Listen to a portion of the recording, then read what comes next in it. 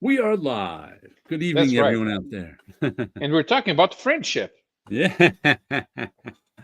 French, it's the perfect blend ship.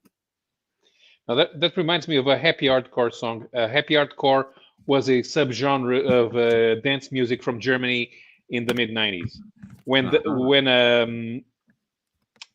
when hardcore became mainstream, and they started doing some chipmunk voices. So there's this band called Scooter, uh, and they've been at it for 25 years, so they still exist. In fact, they've gone mainstream, but their first album it was happy hardcore, and the singer's cousin was in the band, and he wanted to write a song, and the one he wrote was basically a chipmunk vocal saying "Friends will be friends" over and over at 160 bits per minute. Hmm. Well, I've got this from Christmas. My sister gave me this. It's a magnetic, sort of fidget toy pen with lots of ball bearings in it to magnetize. And I just knocked it all to the floor right as I Uh-huh. got us on air. So you probably have ball bearings all over the place. I think I've got them all in on my desk right now, but I can't swear it. Let's see. We'll put it back in its little. Oh, I may have them all. Look at that. Ah, looks like it. Looks like it. And there's an extra pin tip that goes in there. Oh, do I have it upside down? I might have it. Whoops. There we go. Knocking ball bearings out again. It's really Upside easy to get down, the you ball turn bearings me. knocked out. Mm-hmm. There we go. Upside down, boy, you turn me inside out, round and round. Ah, there's Wilson. Good Upside evening, down, you Wilson. turn to me. See, Wilson has good taste in music. You like, well, you can't have good taste in music if you don't like Diana Ross. I barely know Diana Ross's stuff. I mean, I know a couple of her hits, right, from the late '70s. That's about as deep as my knowledge of Diana Ross goes. You don't remember her in the Supremes? I probably know a couple Supreme songs, but I'm not going to tell you I know much about. Hold on, I got to get some water. I would say that I am musically illiterate. Mm. Always had music playing. So I know the songs just listening. Being that I had a Spanish mother, when the music was playing, that means it was time to be cleaning up the house.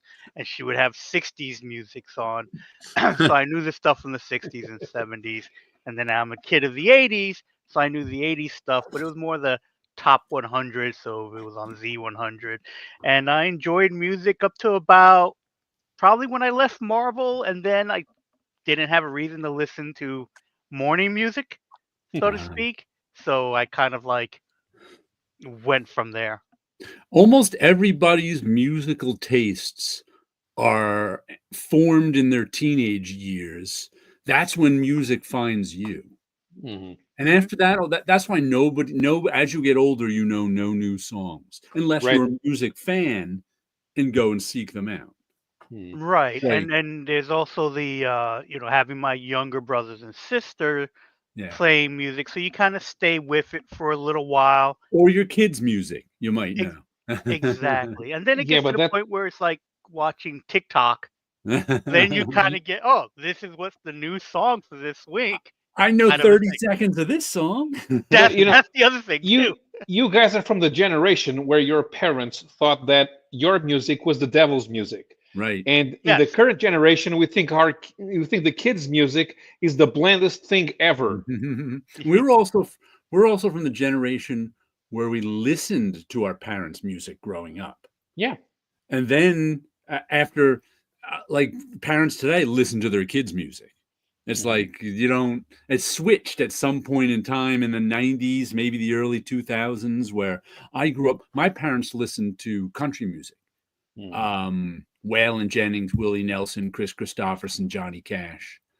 Uh, but I like my nephew, my sister's boy. They listen to his. I mean, he listens to some of their music too, but they listen to his music too. 'Cause at some point, it's like when you're in the car. When we were in the car, we had my parents' music on.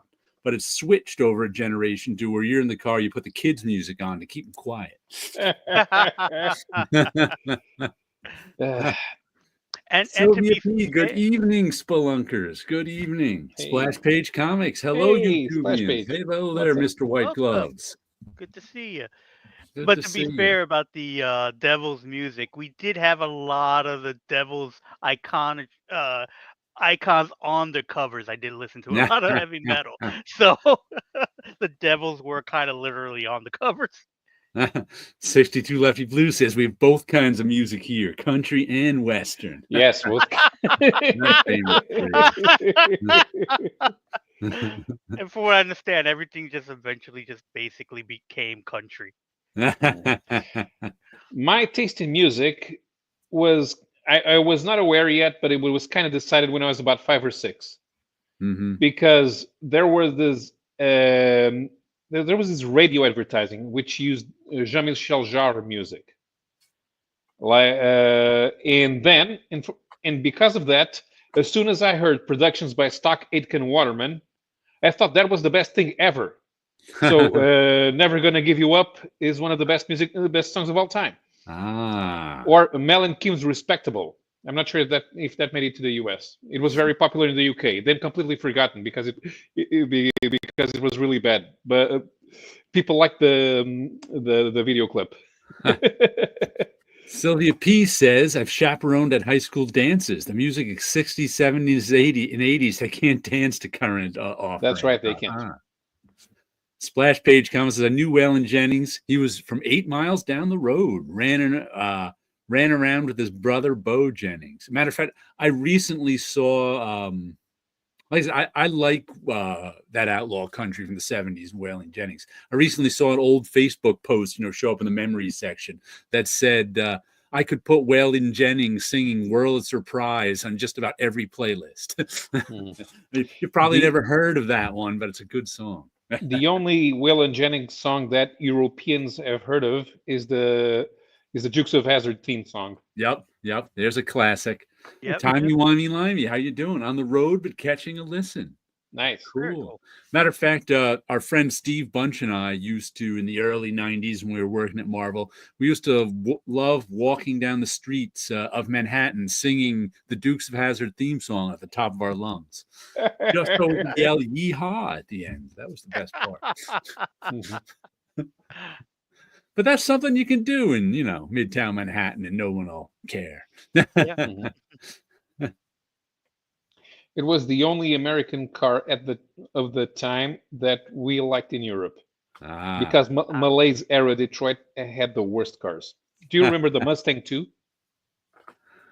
Fun fact from Splash Page Comics. His brother James Jennings can sing better than Waylon. All right. That's interesting. Yeah. Did you read so James Jennings is the Mycroft Holmes of country music. He just didn't have the energy to be a pop singer, a country star.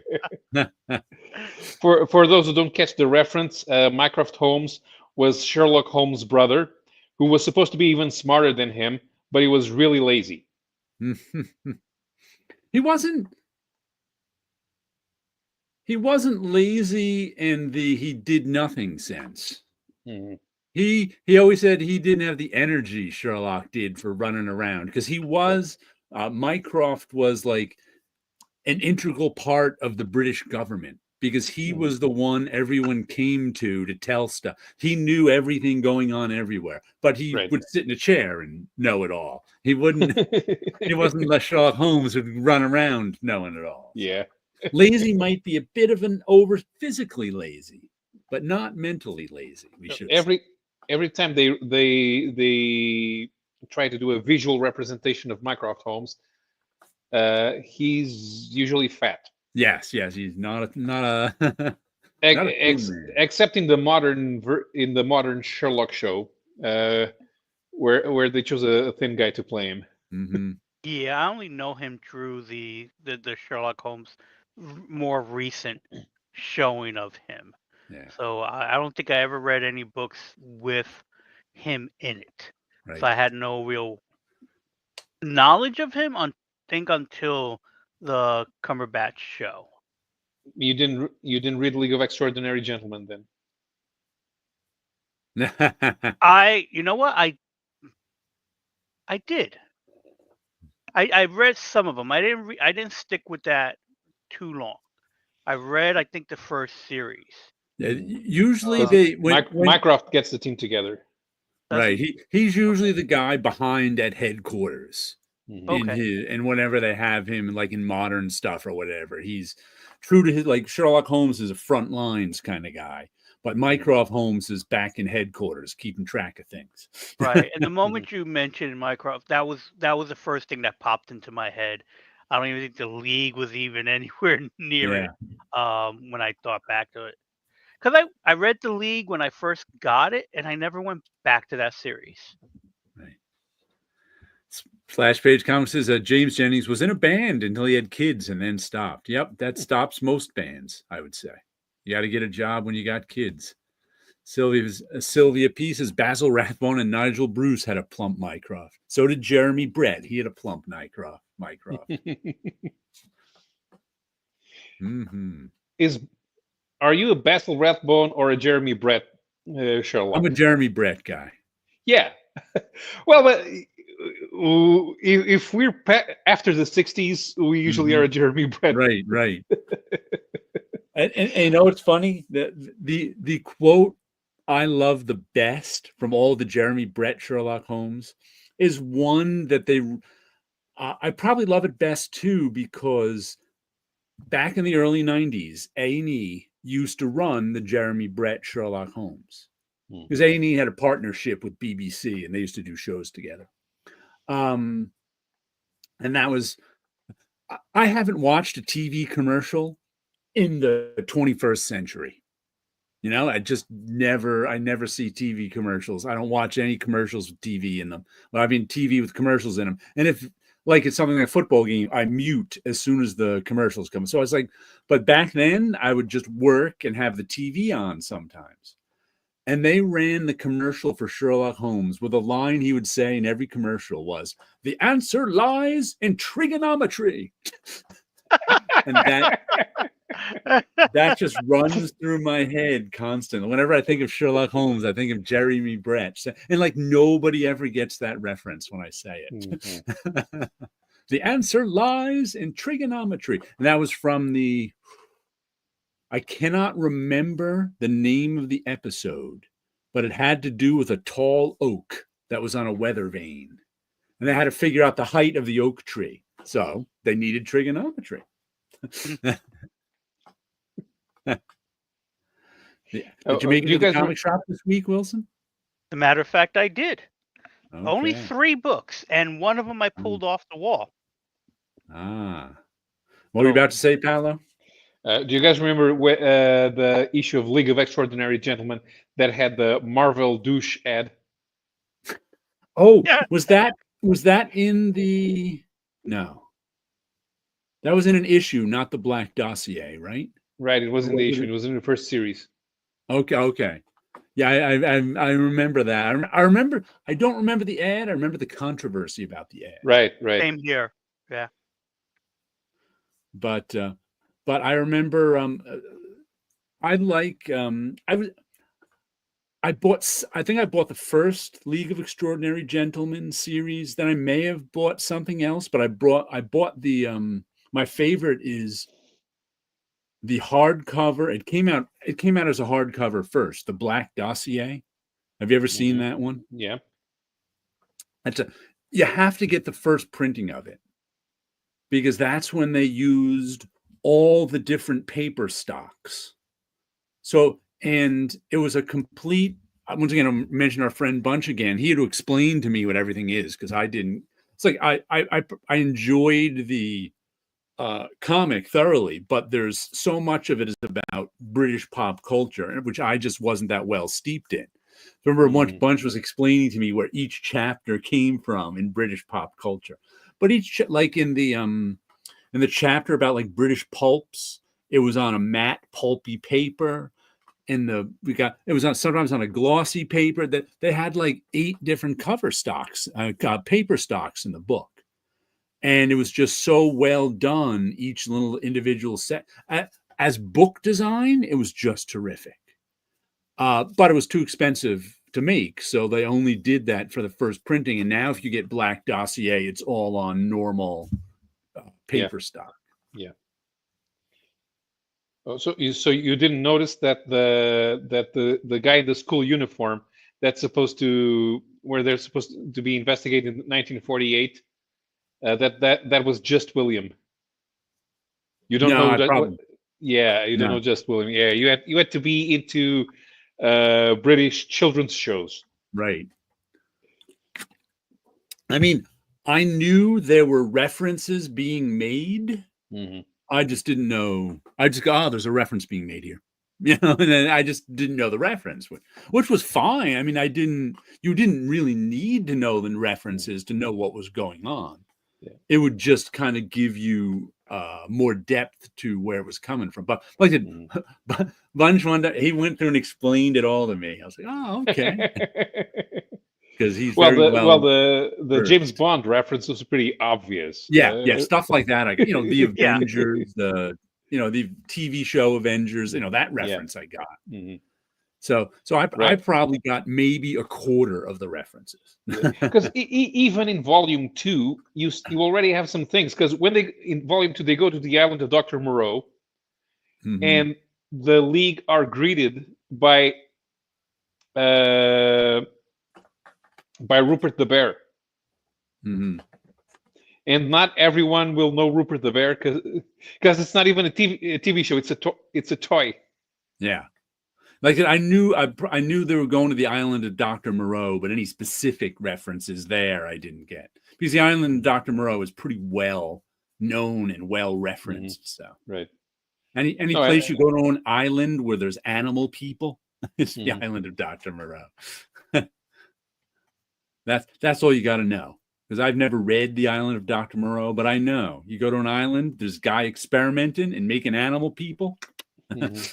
Yeah, I'm pretty sure that I saw one of the movie adaptations, because there have been a few, but I have no idea which one. It was ages ago. Marvel put out a comic adaptation of one of the movies once. Yes, I had that, I think. I barely remember it. It wasn't particularly, I can't remember who did it, but I think one of their Marvel Classics Illustrated had the dial. I don't remember if it was the movie or the book. I remember it being a Classics Illustrated, but it's been so long since I've seen it. Yeah, the Classics, they did the Classics Illustrated, but they also did one of the Marvel movie premieres. Okay. Yeah, I don't remember the movie. I think it was the Classics Illustrated I had when I was, 10 or 11. So it was a long time ago. Mm-hmm. Here's something I wanted to ask Wilson about. I finished reading this issue of Back Issue, and they had this big artist article on the art of the Marvel Slurpee cups. Did you happen to get Marvel Slurpee cups when you were a kid? I did not. I knew of them, and I know I've seen them. Okay. But I don't believe I ever owned a Slurpee cup. My earliest Marvel things would be a lunchbox, and the glasses, the tumblers from McDonald's. Okay. They would be I think Pepsi ran a promotion as well that had superhero cups. So those I remember having and physically having. But Slurpees were one of those things where it's like I knew them, but I don't think I ever owned a single. There were no 7-Elevens near you? No, not that I could recall in my childhood going to a 7-Eleven. Because that I didn't go to one until probably I was an adult. Because in my childhood, there was a 7-Eleven right behind my house. So we used to collect Slurpee cups just by picking them up off the ground. Oh, okay. Teenagers would drink their Slurpee and just throw the cup on the ground. They wouldn't even make it to the trash. They'd just throw it on the ground. So we used to, at various times, we go, hey, you want to collect Slurpee cups? And we'd go back to the 7-Eleven and just pick them up all off the ground and wash them out and They were perfectly good Slurpee cups. So I had like Slurpee cups my entire childhood. Oh, Like okay. as many as I wanted without even buying the Slurpees because they were just everywhere near the 7-Eleven. Nice. I don't have any of them left, but they were talking about there were 2 series of Slurpee cups, and he was the at first it was a Marie Severin project, but she quickly moved off the project and was taken over by Patty Cockrum, who was a bullpenner in the 70s and wife of Dave Cockrum. And she did the Slurpee cups exactly how you'd imagine that she'd do the Slurpee cups, where whenever new art would come in, they'd be looking through the pages for any figures they could use, and statting those figures, and maybe whiting out the background, because most of the Slurpee cups were like hero shots, guys jumping, Spider-Man swinging, whatever. So, but of course there was no budget, so they just had to swipe the art from the comics itself, and of course not pay the artists, because why would you do that? Yeah, I'm seeing. I've just found a forum where they're showing the 1975-76 Marvel Slurpee cups, and they have the Triton from the Inhumans, right? And it's the scene where he's coming out of the water during the Kree Skrull War. The Neil Adams one. Yeah, but you can tell that what's in the Slurpee cup is not Neil Adams. They just traced it over. Nah, like here's one they show here. That's Daredevil swinging, and there's the cover it came from. Right. Marvel 2-in-1. So that's what they do. They did it exactly how you or I would do it. They collected the images, put them in a file, and gave them to whoever 7-Eleven, whoever was in charge over there. So it was interesting to read, and of course they, I think the project went on for 3 years. There's a 75 set and a 77 set. So I imagine after the 75 set came out, they just kept collecting. They built an archive, is what they did. I have the first Marvel series collection of Slurpee cups in the closet. A few DC cups too. Oh, wow. The actual Slurpee cups, because they put them out. I have one upstairs called. Have you heard of the Toon tumblers? Yes. It's a pint glass with the Slurpee art on it. So that they're just like the Slurpee cups, except it's a pint glass rather than a plastic Slurpee cup. But I always liked they turned it around and they gave a little description too. I always liked the little description of the superhero on the back. I found those cool. Let's see. All Slurpee cup photos were produced by Bill Warby's photography. Okay. But I found it interesting to read, a little behind the scenes about the Slurpee cups. Yeah. And they traced the John Buscema Submariner, and they totally messed up the head. I don't get it. How do you mess up tracing John Buscema? Because most of them were stats. You really didn't have to do anything. So if you had to add something, you had to draw it. But unless they put a smile, I think they said some of them they made smiling. So that might be how you mess it up. Yeah, they might have had to change something on the face to make it work. Right. I have a I think it was Heroes World. Those sticker sets where you would get like 4 sheets of stickers in a pack. And I have an uncut sheet, and I have that framed.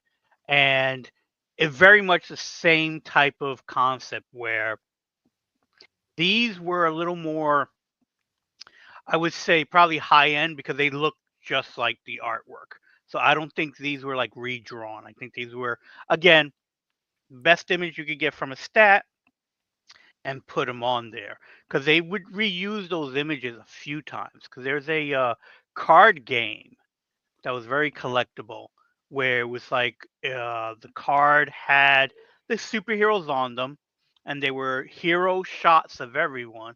And I think design wise, the only thing they did with those is they put a color circle behind them. so they had the kind of thing. But those were also taken directly from the comic books, so you can recognize the artist. And I knew one collector who had got this card game, and he was taking that to conventions to get Ah, artists to sign them. And it was a beautiful looking set that he was collect. He had it for years. So by the time I've seen it, most of the sets have been signed. And I saw those in the late 2000s, and it was amazing how some of these licensed Marvel stuff where it was just all pick apart just looks really good. But the Slurpee stuff, I only knew them because I did see them out and about, but I never owned one, and I remember the ads because they right. always had the ads on there, and I always found it interesting on who they would put into the ads because it would always be Spider-Man, Captain America, and the Hulk, those three. But Yeah. occasionally they'll swap one out for Spider-Woman, and then I was amazed when they swapped one out for Red Sonja, and every now and then they'll swap out something for like Conan. That so when you see the properties that Marvel had, I found it fascinating that they would also put in like the non-superhero stuff, but was part of the comics, which is Red Sonja and Conan. I always found that fascinating to look at. Uh, when they were picking heroes, and it wasn't until after the '90s or late '80s they started putting Wolverine as a Marvel character. Just watching the popularity of the characters pop up. And here's they even have a checklist of where all the artwork was sourced from. So it tells you when it was altered, and they said it was real. People who had been working on this checklist for years, and there was some stuff that was really hard because it was foreign licensed art, and so we never got to see it. And there's stuff like here's one, the Hulk. I think this must be 77 because it's got a lot of. This is the Hulk. Let me show you this bigger. The Hulk Wendigo cup. Except the Wendigo is from the UK version of this cover, which was altered from the US version to fit the logo. So the cup had the UK version on it rather than the US version. But where? And there's stuff like Spider-Man web slinging. This one says Ramita image used previously as merchandise art, reminiscent of the interior image from Amazing Spider-Man 75. So John Romita probably redrew his own picture. Where Captain America and the Falcon image from Captain America 190 cover. That's the famous one. Champions Widow from Foom number 7, page 6. Cockrum. Iceman from X-Men 57, page 3. So they really pieced this stuff together. Hercules and Angel from Champions 10 cover. So the Champions they pieced together from a whole bunch of different comics. Invisible Girl, image made by John Romita for this project from Patty Cockrum. Later seen in the Superhero Women, 1977, page 55. So it's like interesting. They sourced all this stuff over the. Like I said, I'm pretty sure that a bunch of people sourced all this stuff over the years. Yes, Black Bolt image from Fantastic Four 46 cover, perhaps retouched for 70s Inhumans series logo. So I think that was the Black Bolt that was like that. Yeah. That they later used on the logo. So maybe it's the logo one. Human Torch from Marvel poster advertised in Mighty World of Marvel #1. October 7th, 72, later released in US. So it's like the sources are sometimes obscure. Well, they would have access to the Marvel UK stuff because Marvel UK was a subsidiary of Marvel Comics. Well, I'm just saying the people looking for this stuff probably didn't know where it was. They didn't have it up. There was somebody at Marvel, of course, Patty Cockrum, who knew where it came from, if she remembered. But like your average, the people looking for it probably didn't have access to Marvel UK. Yeah. Wendigo. I call it a car hold. Because if they wouldn't be able to use images from the painted French Marvel covers. The US office would have access to the Marvel UK though.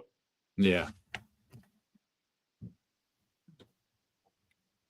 Image from Ditko Spider-Man 3. Image from Ditko Esposito, Mighty Marvel Marching Society poster, redrawn by John Romita in Marvel Treasury Edition #9 pinup. So some of this is like, imagine what it took to figure that out. You'd go, well, it looks like the MMS poster, but it's not.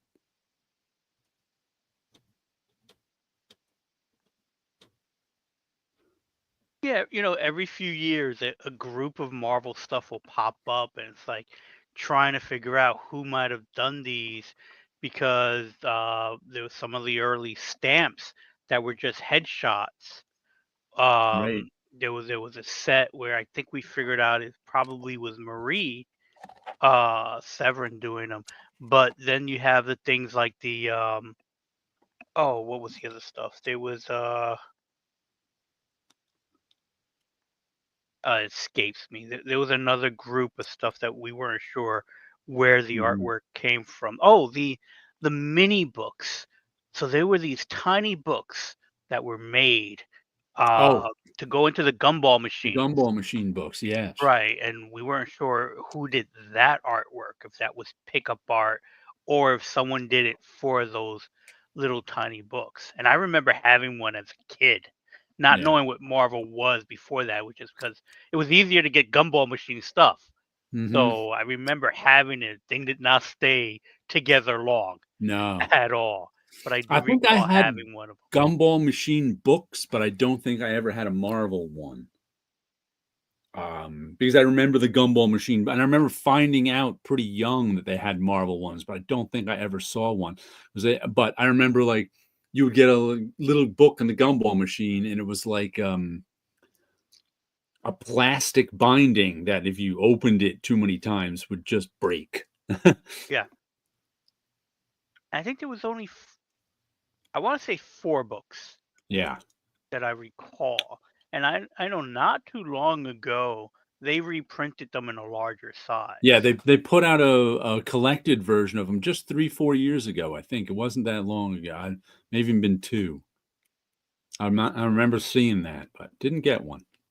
Yeah, and then the other thing that I would get that was outside of like the Slurpee cups was Wonder Bread would have cards. Okay. And so I know that they was I'm almost sure I had some of the DC ones. I don't recall if they did Marvel ones. But again, it was one of those things that every now and then the superhero stuff will pop in something else. We always had not store brand Wonder Bread, so no name brand Wonder Bread for me. We had the Wonder Bread, and the thing was, it was like we didn't eat that much bread to know we can get them all. And so sometimes when I was in the store, I just looked at them on the bread. And it's like, we haven't finished the other bread. If only I could eat some more bread. I could have this card. Wonder Bread. But it was fun reading about those Slurpees, I gotta say. Yeah. I enjoyed that. Yeah, because I always when I was a kid, I always wondered. I always thought, oh, they must have got new artwork for that. Not knowing what it was. Nope. Until I worked at Marvel, some of the secrets I didn't know. Yeah. Well, I knew that the Slurpees were pickup art because I recognized some of it. Some of it was really recognizable, like the Nova cover or the Adam Warlock one, which I have, which is a Jim Starlin drawing. So I knew some of it was pickup art. As a matter of fact, I probably knew all of it was pickup art before I even knew what pickup art was. I just knew they got it from somewhere else. Right. Now, I was just like, oh yeah, I recognize this cover. Oh yeah, I recognize this piece of artwork on it. They took this from there.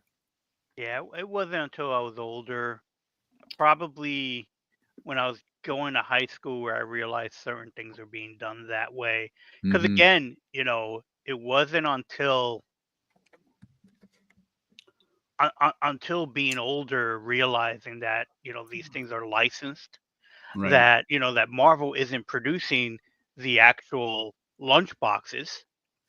Because again, don't think about it. You see the Yeah. lunchbox; it's all new artwork because Right. it's made, or at least it's made for the lunchbox.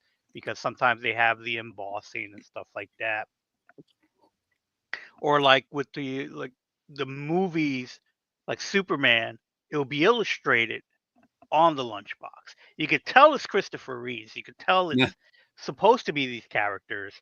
So they spent a little bit of money on whoever drew those.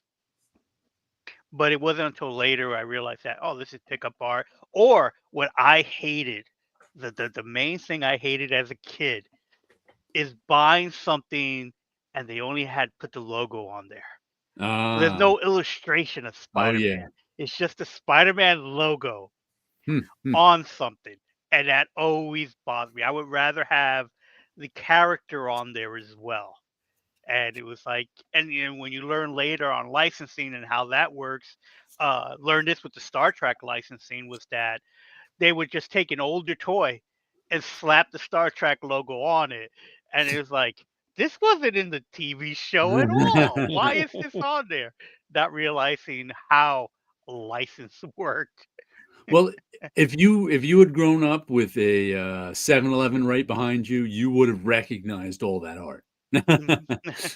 No doubt. Because Oh, if a lot of it was brand new from a comic book cover, months or a year ago.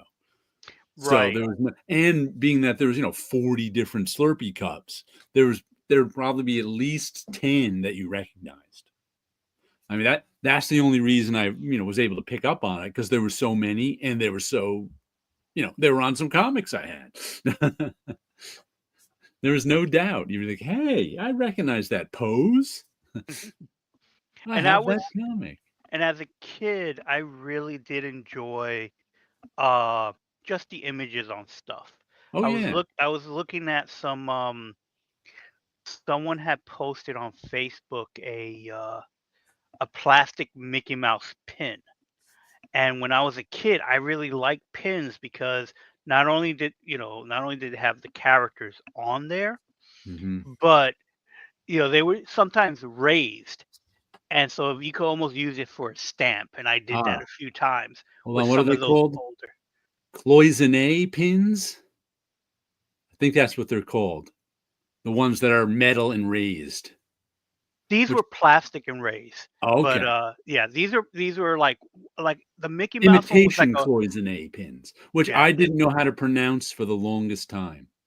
It's yeah, Cloisine, cloisonne. I only saw it in writing. Yeah, me I too. That's never all I heard ever saw in anyone writing. say it, so I didn't even know It what wasn't until what I that was at Marvel sometime, someone told me they were right, because those cloisonne pins pins. became really popular. Yeah. Because I had some of them, and I was like some of the first stuff I resold on eBay I because am that went for some good money I to might still resale it. have it on an old jacket. I had a Mobius Iron Man pin. Okay, yep. It's nice. Yeah, those. So the plastic one that I was talking about, the Disney one, was a Walt Disney, and it was a white plastic with black to show the illustration. And they would you could just dip it into ink and use that as a stamp. I have no idea who that is. There's a cloisonne pin for you. I found it on the floor of my supermarket years ago. It's been sitting on my desk ever since. What does it say? Copyright KH /S, MP. I don't know what that means either. And I've yet to see someone who recognizes her. I'm gonna guess an anime. Yeah, that's what I that's as close as I got to. But it made me feel sorry for the person who lost their pin. Titgoblin. Spock's helmet was totally in universe canon, Wilson. He had it on every episode. You would think that, but no, it's just because you saw that ad for that helmet everywhere, and I know exactly which helmet he's talking about. Eric P. Evening all. So show us the comic you picked up off the shelf, Well, Wilson. off the shelf, I What'd picked you get? from last week's books, Oh, Usagi Isagi Yojimbo. Yojimbo, and that's the cover that they A happen good to have. first So that was issue. the one that I got, and I read it on the train back, and I enjoyed it. I Oh enjoyed yeah. it very What is it? much. The something pear? The 1,000 plums, The 1,000 plums. 10,000 plums. I got the P right. Yes. So Good issue. I liked it. Put it on my very pull good list, of issue. course. A lot of fun. This fox woman is looking to try to help herself and her child, and everyone in this village seems to be pretty much a jerk. So I believe she might have something to do with the troubles that they have Yes. later on. So as usual, beautiful artwork. I was paying close attention to the way he letters and enjoying the whole thing. Oh yeah, And he's as just you, such a good storyteller. oh, completely. And even this fun back part that you mentioned last time, where he has an outline of how he Oh yeah. creates his book. So that was pretty cool to take a look at. I haven't read that yet, but I read the story itself, and so very good. Mm-hmm. And just again, just the storytelling with his cousin Whose picking the name I flower. can never remember. Oh, I can't remember his name at all.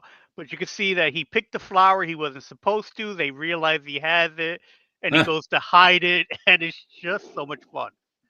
So I highly recommend it if people out there are not reading it. If you're not So reading Usagi Yojimbo, you should be.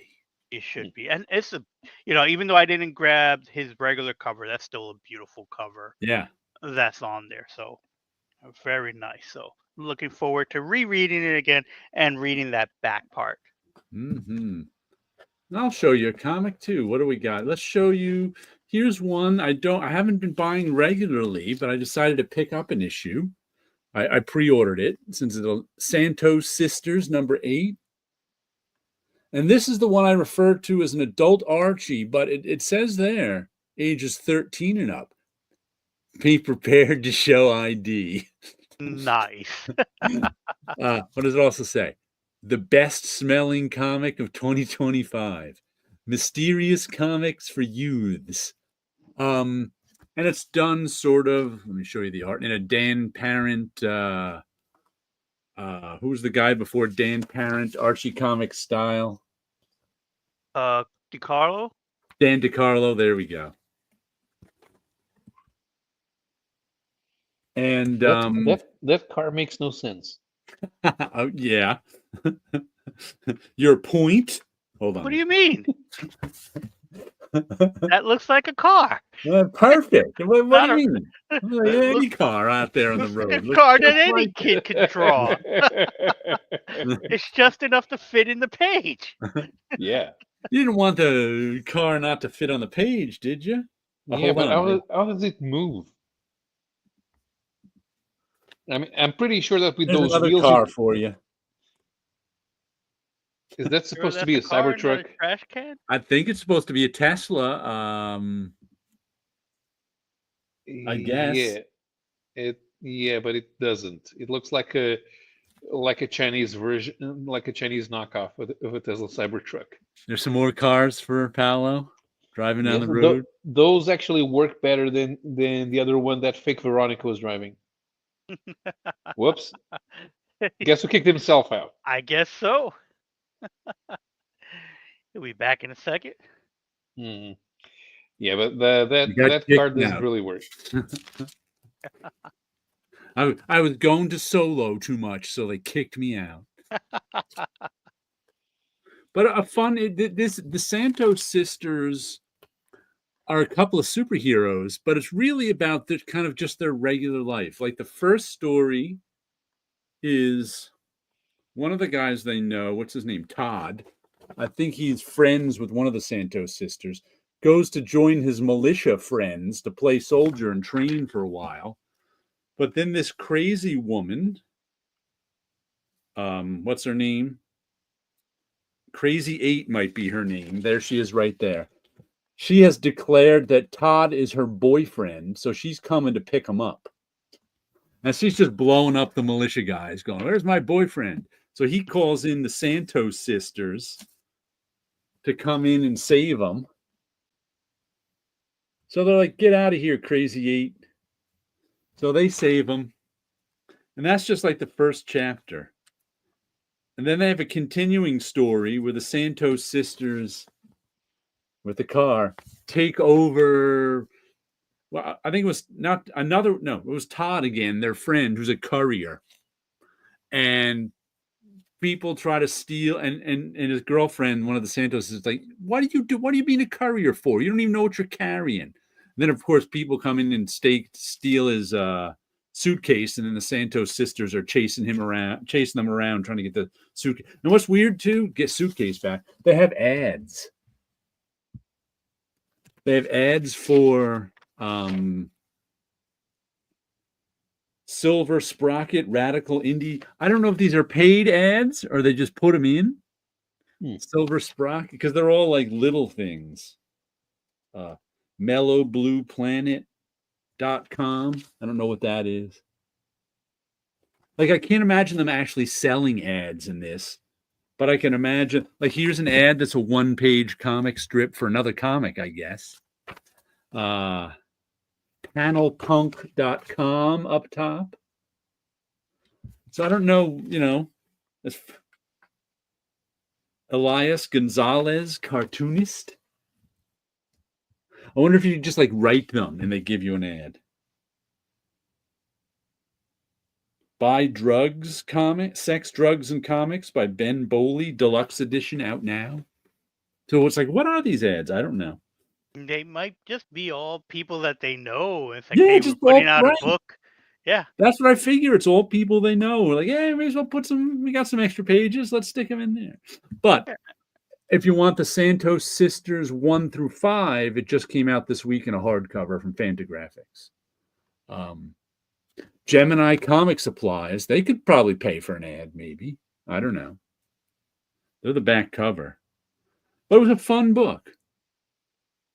Good. There was one brief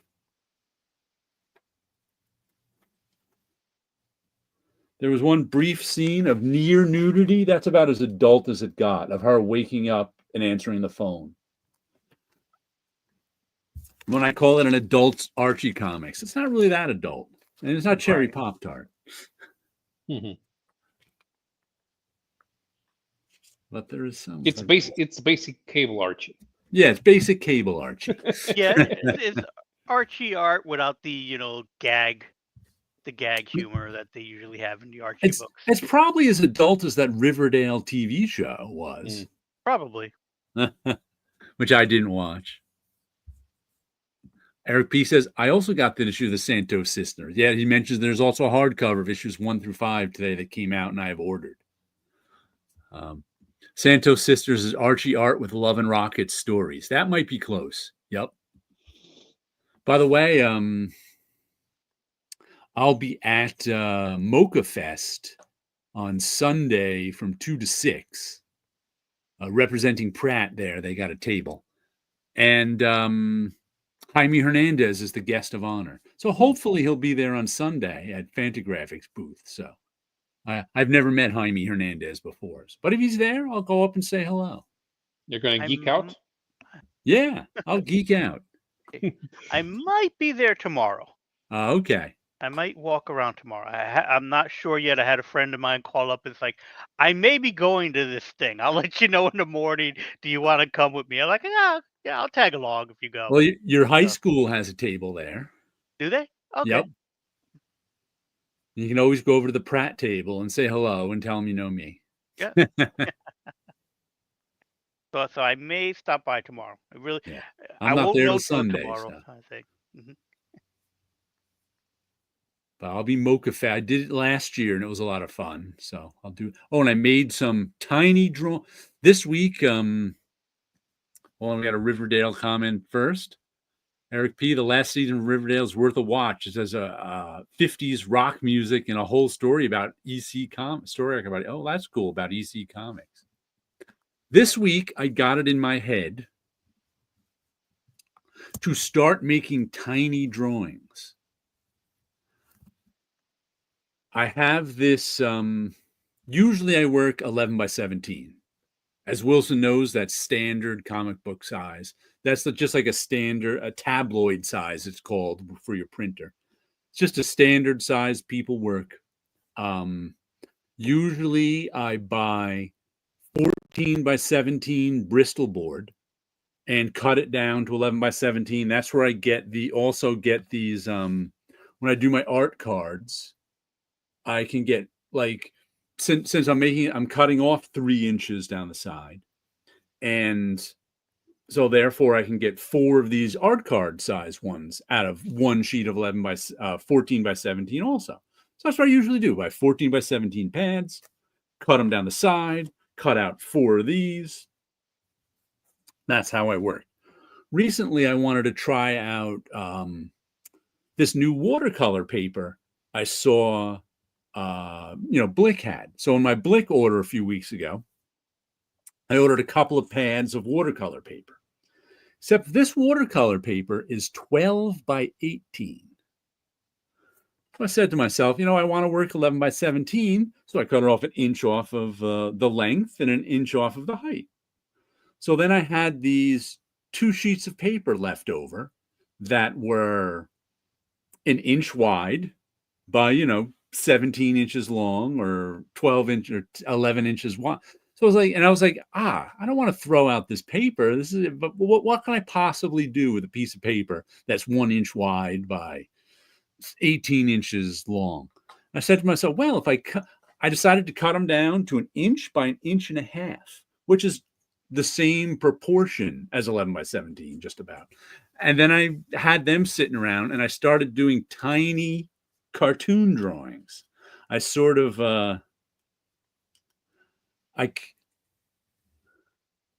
there's a Pratt one that I made some Pratt ones that I can give away at the Mocha Fest. But usually what I do, I condensed a cartoon drawing down to the smallest it could be, a character, a head, 1 balloon, and 1 word.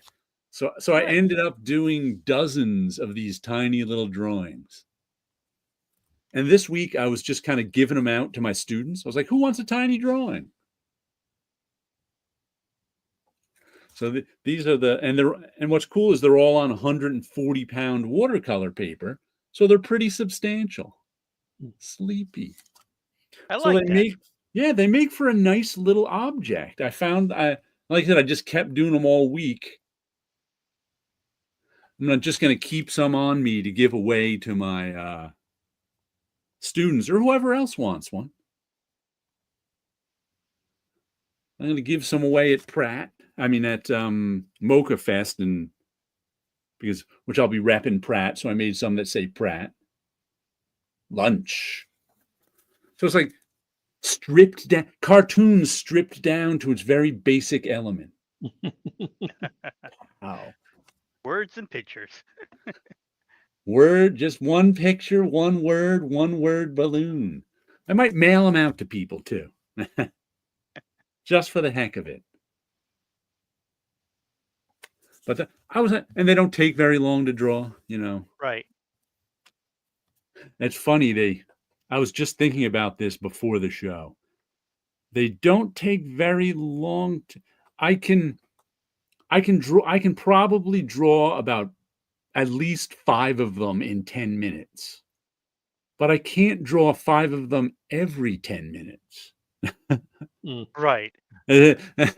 So how long do they really take? That's always the question when somebody asks, how long does that take you to draw? Like I said, I can easily draw 1 in 2 minutes. But every 2 minutes of the day, I couldn't draw 1. No. It's kind of like, it's weird when you think about it. It's like Yeah. I could probably draw 20 of I could draw 20 of them in half an hour, but then I got to not draw them for another half hour. And then I can draw. So does that take me an hour to really draw them? And it's weird how when you think about it. Yeah, there's sometimes with art, it's like you look at something, it's like, yeah, it'll probably take me 4 days to complete that. Yeah. Are they 4 consecutive days? Or finding those 4 days to spend the Right. time to do it. Mm-hmm. Because again, it's like sometimes you can work on something and it will just take you moments to do, and then the last part of it, for some reason, it's just not coming out. It's just it's like sometimes you do have to take that break and walk away from it. Yeah.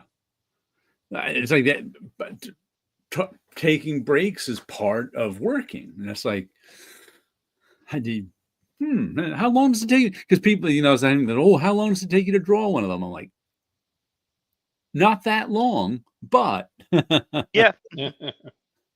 I can't do it constantly. So it's like weird because when I'm doing them, I can mow right. It's just kind of like, because like I said, they're small. I use what are my pens here? I use a Blick pigment ink archival waterproof 1 millimeter. This is what I draw with, and then I do the lettering. Where's my lettering one? With it's smaller. Here it is. With a Pentel point liner. I think it's this one's a 0.8, so it's a little narrower. I've worn off the label on it, but I also refill this with India ink, so it's pigment ink too. But it's like 2 pens, zoop right through them, sign the back of each one with the smaller one, Yeah. number it. But then I got to sit down for a while. Then I got to do something else. Yeah. Mm-hmm. So, what do you tell people? How long does it take you to write something, Paolo? It'll take faster if you stop bugging me.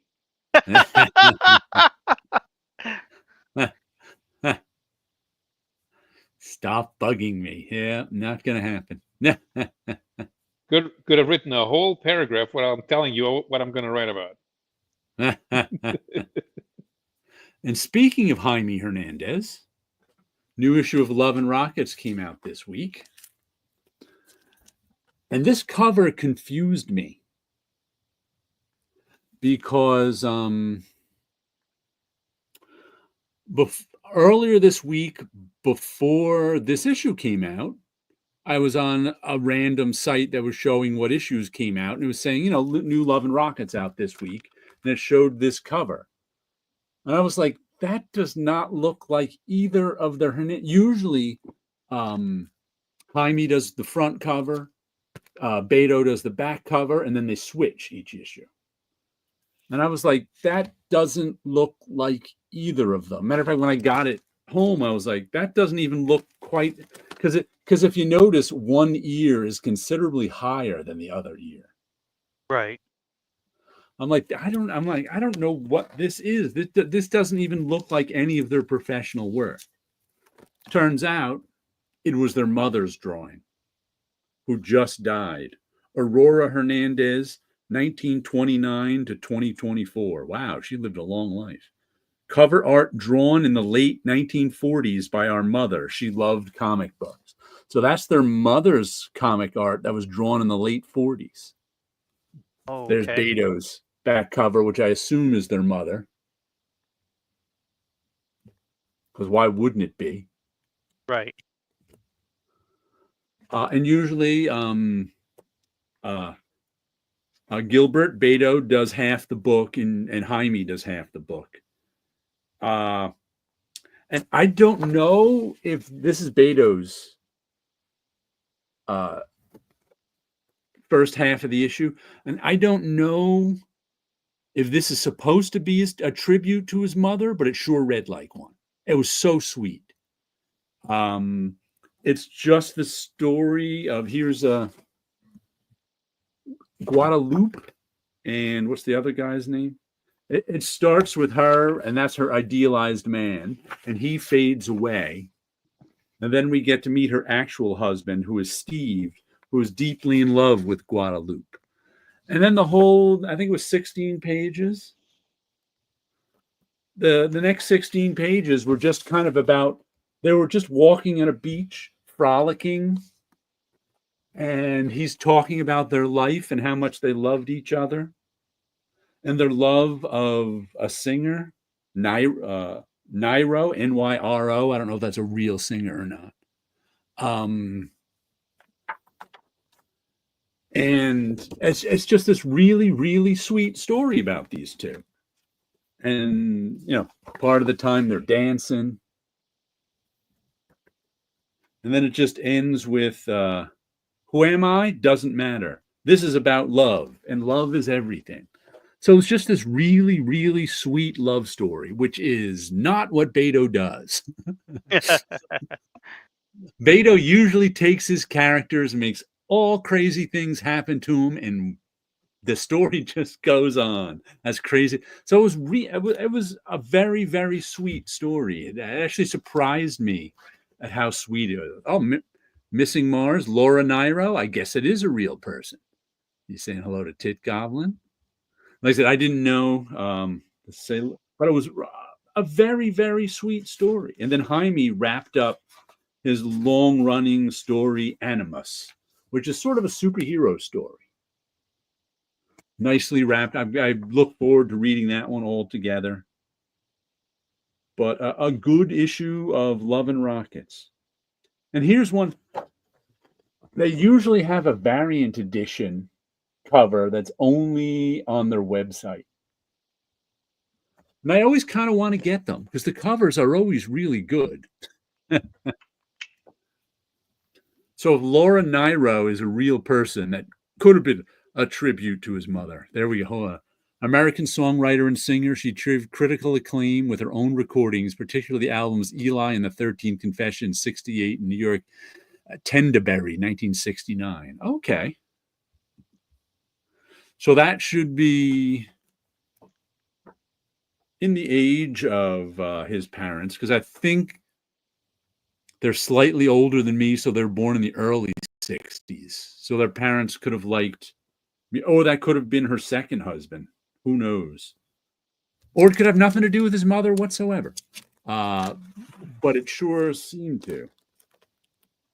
Knowing that their mother died last year when they were making it. And had commercial success with artists such as Barbra Streisand and the Fifth Dimension recording her songs. So she's definitely a real person. But, it's always a treat when a new issue of Love and Rockets comes around. And I think there's a new collected edition by Jaime. Isn't Google great? It sure is. It sure is.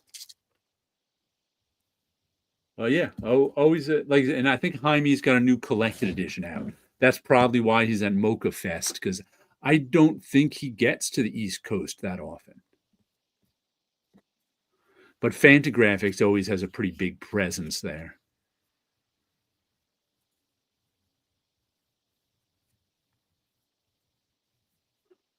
And Wilson wasn't here last week, right? Right? You weren't. No, okay. No, I was not. And that's right. I wanted to tell you something that I learned about comic book production, the history of, in that book I was reading about the history of comic book printing. I didn't realize that the old hand separations, I knew they painted them for comics on the film itself, but I didn't realize that you needed a different painting, to call it that, for each percentage of a color. Not, I always thought for some reason that if and you needed a different acetate. So this is how they did it. Well, first of all, for regular print, you remember Ruby Lith? Yes. For those of you who don't know, Ruby Lith was a paper sort of like Zipatone or Frisket for airbrushing, in that it was a plastic paper that came on a plastic sheet. And Ruby Lith, true to its name, was colored red like a ruby. And you would take an X-Acto knife or a razor blade, and you would cut out the shape that you needed in the Ruby Lith, and then you would peel it like a sticker off its backing and stick it down. So the way it went, I always thought, like, if you need, like for comics, if you needed like a 50% cyan, you would get a 50% gray and paint it on. No. You only had one color, which was red. For the more expensive separations, they used Ruby Lith. And it was a little more particular. For comics, the cheap way to do it was you would get this ruby red paint. Same thing as Ruby Lith, except you painted it on. And when you were if you were to take the Ruby Lith or that red paint and try to Xerox it, it would show up black. And that's how they did, because comic books, when they photographed it, they only photographed it in black or white, no shades of gray. So if you needed and this is why comics only had so few colors in the 60s and before Photoshop. For let's say you wanted to put down a 10% red. You had to take a sheet of clear acetate, tape it down, hinge it, like over on one side, on top of the black line art. Then you would take the ruby paint and paint where you needed that 10% red. Then if you needed 20% red, you take another clear sheet of acetate, tape it down right over the 10% red, flop that. You had to be able to lift them both up to see both of them. Tape that. That's why they're taped from like all different directions. Tape that down, paint that part the same ruby red, and then that would and then when you had so each percentage of color had its own clear overlay. So if your Spider-Man's costume was 100 magenta, 100 cyan, something like that. Something like that. So you'd have to have Spider-Man's you'd have to have 100 cyan sheet, and you'd have to paint ruby red there, then flop down the 100 magenta sheet and paint in the same spot there, then unfold that.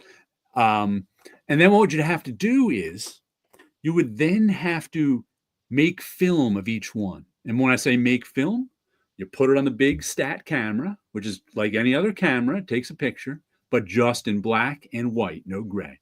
So you'd have to unfold everything. So you just had the 10% magenta, take a picture of that, fold down 20% magenta, take a picture of that, fold down 30% magenta, take a picture of that, and then you had to develop all those pictures, put them together, and take a picture of all of them, which is what I have with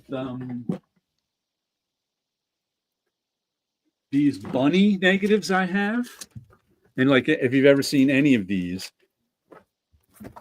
when you see one of these, this is a picture of all of the percentages of, what is this? Yellow. So after you shoot each individual percentage cover with the right screen on it, you then had to shoot all of them together to make this, which is what you made the printing plate from. Which is why in old comics, you only had 3 yellows. You had 100 yellow, you had 50 yellow, and I think they gave you like a 20 yellow. And that's it. Because each one of those yellows was a different acetate that someone had to paint. Yep. So you didn't have 40 yellow. You didn't have 60 yellow, because that was another acetate that someone had to paint. But I didn't realize that they were all the same Ruby Lith. They were all the same red, and they shot each color individually before putting them all together. I've only ever seen what they look like afterwards, Yeah, me so I too. was not aware that they did it for each percentage. Yeah, neither did That I. yeah, that is wild. I did not That know is that. well, I because all that only stuff was thrown out. yeah, but I've seen pieces of it. Yes. So every once in a while, you would see parts of something, and it's like, all right, I guess this is how they did it. But I didn't realize it's because you would have that many. And I know that when we were coding it, they would be we had I think when I started we had 64 accepted colors. Right. That's the only colors you can use, and then you had to do a code for them. Right. Y20, so it's 20% yellow. The red was 70% or what have you, because Spider-Man is not an actual red, is a warm red. So there's a little bit of instead of being just a solid red, there's some yellow in it. And again, just he's a warm red, almost towards the orange side of the red colors. And it used to be that type of thing where we had to write down what was being used, and sometimes with the backgrounds, we would have to post on it that this should be airbrushed. So I guess they were using some sort of airbrush on there too for some of the backgrounds. That was more expensive. Yep. Here's a colored page with some of the codes on it. There you go. Let me make this bigger so you can see. Hopefully it won't kick me off again. Like all those codes in the edges, Y2, R2, D3, Right. So D. that's yellow 2 or probably 20, red 2, and blue 3. So Right. those are the percentages of what was on that particular color. Sometimes even if you didn't have the color itself, you could put something down as long as the code was correct. Right. They would follow the code. Which meant R3 means they have 3 red overlays they have to make. Not for that one, but that means there was an R1, an R2, and an R3. So you only got those 3 overlays, which was probably 20%, 50%, and 100%. But you couldn't put down like there's Y3B2, which was probably 50% blue, might be 100% yellow at R3, Y3, but you only had 3 yellows to choose from, not 10. Right. So I found that interesting, and they showed. Let me put this back. And the book even said I should tell you what the book is. Hold on. I got the digital version of it from a Kickstarter. I think you might be able to still get it somewhere. But the only like example of the folded up one they could find was like a Love and Rockets, because like I said, most of the individual stuff is gone. But I didn't realize. Do you know the cartoonist Roberta Gregory? She No. did stuff for Fantagraphics. No, did she do Naughty Bits? Or was that? Well, anyway, she's a Fantagraphics cartoonist, but she was also their production person. So as she said, she did a lot of the grunt work. She actually did a lot of the cutting of the Rubylith stuff. Oh, there we go.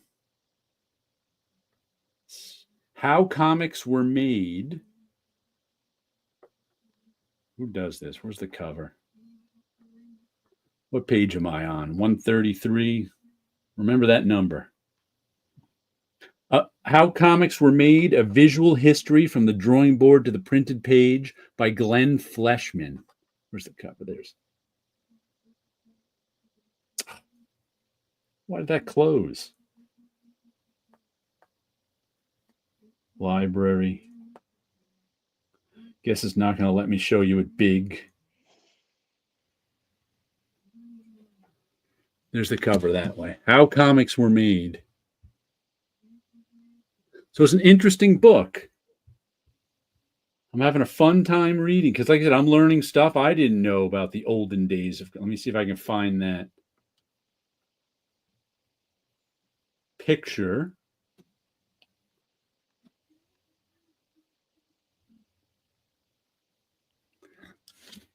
That is a Love and Rockets cover, and all those overlays on each side of it, you can see that's ruby lith, Yep. and each one of those has to be folded down and photographed. There's probably about 1, 2, 3, 4, 4, 5, 6. There's probably about 10 different layers at least. So they had to take 10 different photos with the right screen on each one. And this I think was something, and they were like that was one of the only ones they had a sample of because, like I said, Right. that stuff was just tossed. Yeah, I remember working with Rubylith in high school. I even still have one of my projects, and it was used it on a project to indicate a color, Yeah. for that particular project. And I had held on to that piece of Rubylith for years because I think it was a pad, and I know it was an Oh expensive yeah. pad, and so I had kept it for decades because I just thought, yeah, I'll use it again some point. And it was like, I learned how to do mechanicals in high school, and then we were still doing paste up mechanicals at Marvel, but I never had to use the Rubylith, but we were still doing paste ups. And you know, again, I think I used more of the acetate than anything else than the Right. Rubylith itself. I had to use ruby lith at Marvel just a couple of times. And once again, just on a design to indicate where color was. Right. So it And you wasn't were on anything. page 133, so if you want to get back to your page. There you go. I think I got it. Okay. I think I got it. 133. So want to So show us yeah, another comic? sure. So What do the you other got? comic that I picked up this week, this was waiting for me, is the Amazing Spider-Man issue 69, Mm-hmm. and it's part is it part 8? 8 deaths. The 8 deaths of Spider-Man. So Spider-Man is the warrior, for lack of a better term, for Doctor Doom, who is Uh-huh. somehow the Sorcerer Supreme. Mm-hmm. And Spider-Man had a special, I don't know exactly what they were called, but it resurrected him every time he died. Right. And in the previous issue, he had died and he was um, all out of that power. But his death moved one of the characters who was a relative of Ziggurat, and Ziggurat is the god, for lack of a better term, that gives the Juggernaut his powers. Ah. So, one of the things that's going on in here, you find that one of the children wants his father's powers. So he's been setting up traps to challenge his dad. And Uh-huh. since Spider-Man passed, it actually moved both Cigarette and this woman that's here. And so through the course of the story, she is trying to make a deal with death to bring Spider-Man back. So that's the embodiment of death in this particular issue. And so again, through the course of the story, which Spider-Man is dead through the whole issue, it just goes on for her trying to figure out a way to resurrect Spider-Man. So that's the story going on, and even though I enjoyed it, especially for the ending, but since this is this week's book, I won't surprise what the ending is. But the back cover I'm looking forward to because it's Spider-Man Ah. versus Godzilla, and I guess some reason he has the black costume to help him fight Godzilla. So of course that makes sense Oh, because Nick Bradshaw comics. is drawing it too. I see there. There you go. He's So yeah, I'm that'll be looking pretty. forward to that. And written by Joe Kelly, so it's going to be fun. Yep. And I think Joe did write this issue too. Now that I think about it, because this is his run. Yes, Joe Kelly and Ed McGuinness is the artist on here. Mark Farmer's the inker. So I enjoyed it. Yeah. It's been fun. So I got to go back and read the rest of them, but at least I got to read this issue. Let's I see what decided time. to. I decided since I was on the train, I was like, I'm just going to read my comics instead of waiting for it for the weekend. Why not? Yep. The second, I mean the sixth and final issue of Babs. Garth Ennis and Jason Burrows. They've been doing series together for a few years now. This, I think, the third series of theirs I've bought, so I've enjoyed it. This one is sort of a tongue-in-cheek barbarian story with Babs being the barbarian. Lots of making social commentary, making fun of Trumpers mostly. Guys who think these knights who are nice jumping sequence. Some of the main characters were these orcs.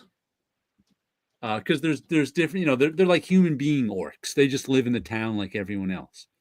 But these, white guy humans came in town saying they wanted to clean this place up and get all the undesirables out or whatever. But these orcs were like, this gang of orcs and losers were like, yeah, he's looking out for us. So it was obviously but of course the knights were just like, we're just trying to make some money here, and didn't treat the orc loser characters very well. But they just kept trying to get on the good side of these knights. Never worked out for them. Meanwhile, Babs is doing her barbarian thing, and she gets into conflict with these knights. So I don't want to give away the climax, but it was pretty funny. It was good stuff. Slavey Reader says Babs seems like the name of a middle-aged woman living on Long Island. Yes, it does not seem like the name of a barbarian hero. That is for sure. Yep. There's definitely a sort of Goodfellas vibe to Babs, She should be somewhere in Goodfellas movie. Not a main character, but somebody's friend is Babs who lives on Long Island. We're going out to a picnic at her house.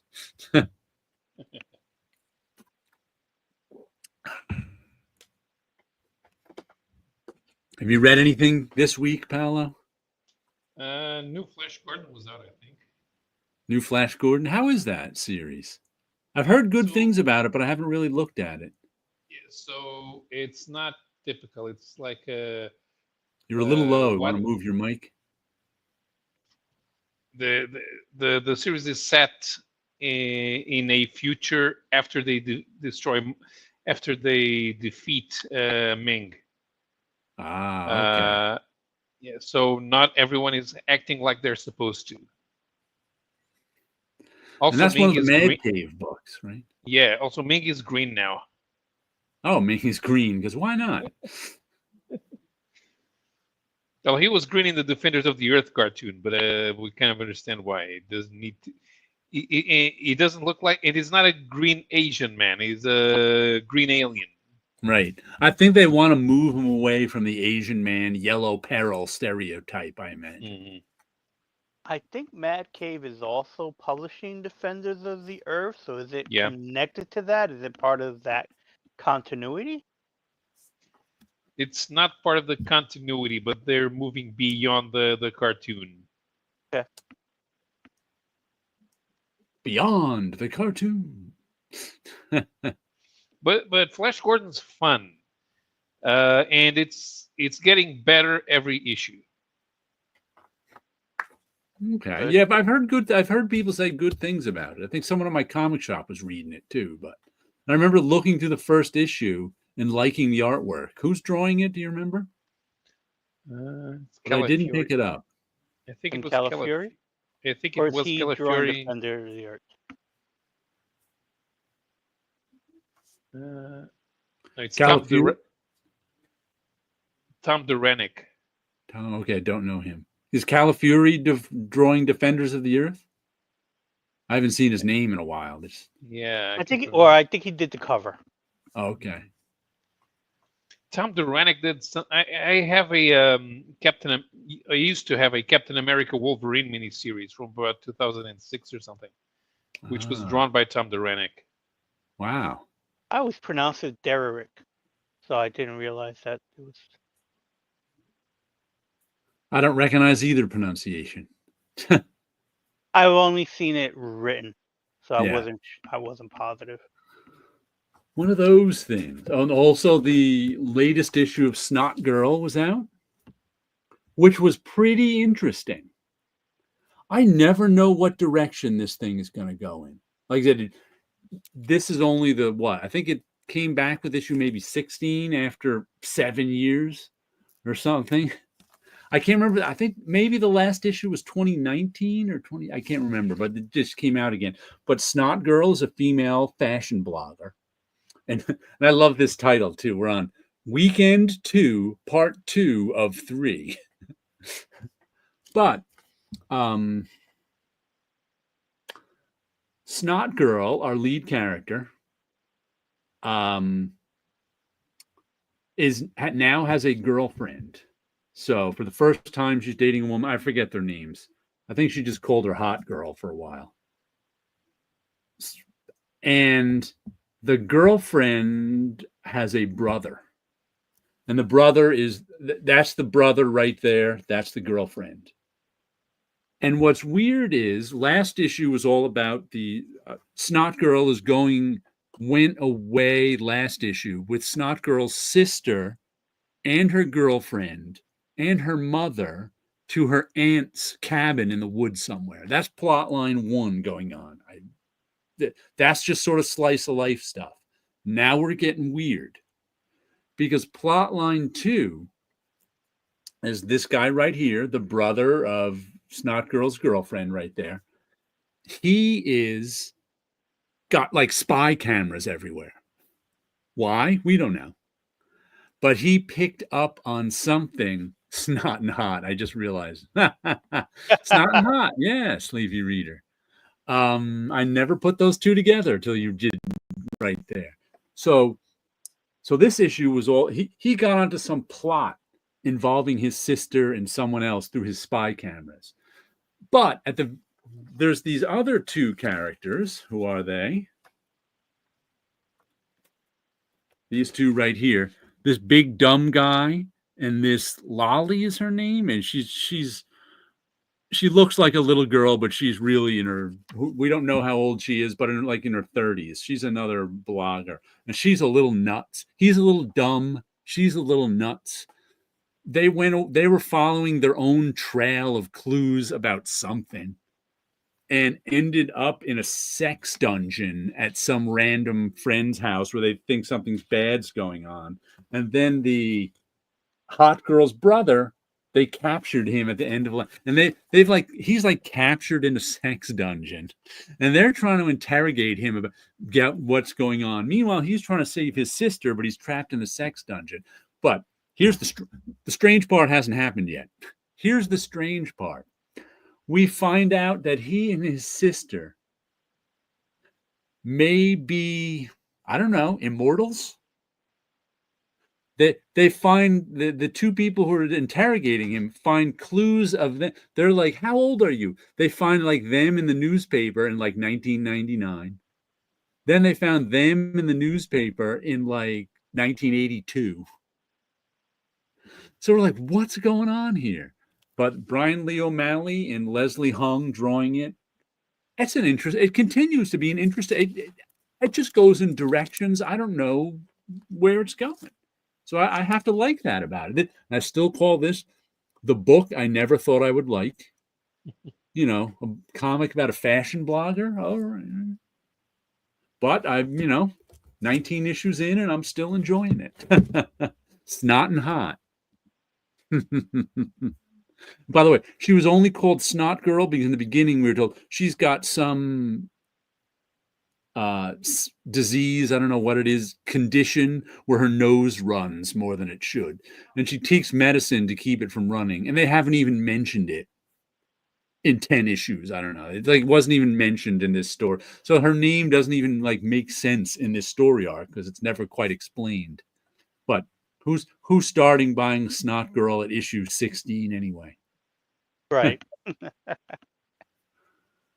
You awake, Pala? Yes. Just checking. You looked a little asleep there. Mm-hmm. Snot Girl was putting him to sleep. It's a strange one.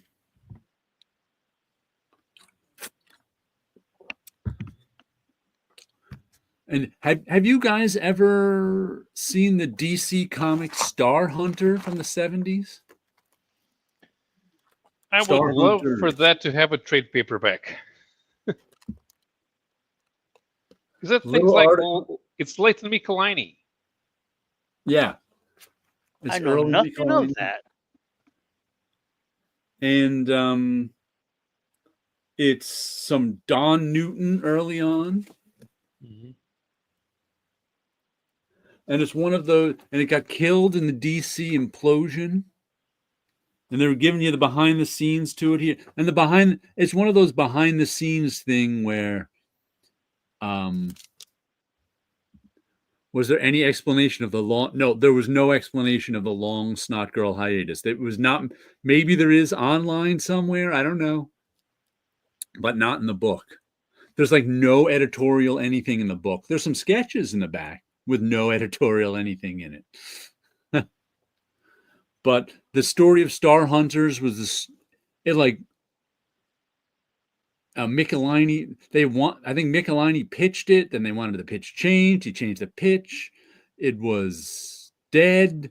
Then Jeanette Kahn took over and wanted a pitch that was similar to that. So they repitched it and eventually it got made. Then Don Newton didn't like Bob Layton's inking. So he quit the book. Then somebody else came on. And then Rich Buckler, who was doing the covers, came on. Then Michelini had some dispute with DC and over the book, and he left and went to Marvel, and then someone else came on, and then it died in the DC implosion. And they also mentioned that Michelini wrapped up, like there was they started with like the main storyline were them looking for this MacGuffin that was going to save the universe, and they wrapped up that storyline in like 2 issues. And then came up with a new overall concept and wrapped that. Michelini was like, I just like changing things a lot. I like wrapping things up. I didn't want to like today. That wouldn't be ever wrapped up in 2 issues. That'd be a 12-issue series. But it was an interesting look behind. A forgotten series at DC. I think I had 1 issue of it. I think it premiered in like first issue special or something, and then had its own 6 issues. Yeah. First issue special number 1. Was it first issue? But I may have had the first issue special number 1. I don't know if I still have it or not, but I think I read 1 issue of it that Don Newton drew, and it was pretty good. But DC implosion got it.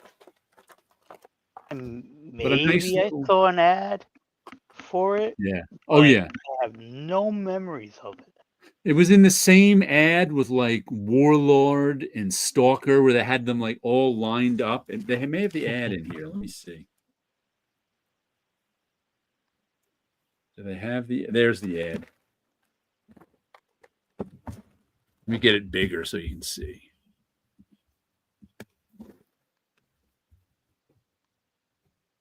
OMAC, Deadman, Hawkman, Stalker. That was all the I don't new remember that the particular DC ad. explosion. Exploded and then imploded. Yep. More pages, more stories, and the most exciting superheroes in comics. What year? That was probably 77, right? Let's see. What year did this come out? Jeanette Kahn took over in 76, so I think that's when everything started. Or the implosion was 78 or 77. They mentioned it somewhere in here, but 78 it must have been. Mike Nasser assumed the art chores for Star Star Hunters number 3. Rich Buckler, Star Hunters number 4, 78. So must yeah. Star Hunters number 7 was November 78. So right after that came the implosion. Okay. So yeah, I wasn't collecting at that time, so I would have seen maybe in back issues that I would have gotten and seen in the ads. Because the logo looks vaguely familiar, but it was like I don't think I ever had an issue of it. Yeah. Sleepy says, "Will you dig up Star Hunters and read it all?" I might look for some digital copies and check them out. I definitely won't dig them out of the back issue bins because I never see back issue bins to go digging in. Yeah. Snot Girl would put anyone to sleep. Except Sleepy Reader, I'd be wide awake dodging the snot. Timey made it home with his coffee. All right. Very cool. Very I cool. could just coffee. Do you have one more comic, Wilson, or did you show us all 3? No, I do have one more comic. I didn't get to look through it yet, but Transformers issue number 18. Uh-huh. Robots in disguise. Yep. Nice shot of Starscream. For some reason, reminds me of Akira. I'm not sure what it is. It's just maybe it's just the way he is on that cover or something. And then you got I forget the name of the Decepticon that's that big behind him that also turns into a city. But no, that's the Combaticons Combiner. Is it? Yeah, it's Bruticus. Oh, okay. Oh, I just realized the car's on there. Yep. So I think I just love that smile that Starscream has on there. For some reason, just reminds me of Akira. But it looks like a lot of fun. The Daniel Warren Johnson art? Yes, I think it is. Looked like his on the cover. Let me check. It might be him on the cover, but yeah, him on the cover. I mean. He's writing it. Jorge Sonora, Mike Spencer, and Ross Wooten are the artists on it. Cover. It is the cover. Yeah. He did do the artwork on the cover. Mm-hmm. Like fun. Transformer. Yeah, that Combaticons. Nobody remembers the Combaticons. Who are the Combaticons? Okay, so you remember when Hasbro introduced the Combiner Transformers, first with Devastator. Okay. And but only the Decepticons had one, which was the Constructicons turned into Devastator. Then they introduced. There was an episode where they introduced Decepticon cars, and so the Autobots created some airplanes. And the Decepticon cars were the Stunticons, and the Autobot planes were the aerial bots. I can't remember the names of their combiner mode. Was it Computron, or I'm thinking another combiner mode ones? Computron, I don't think. No.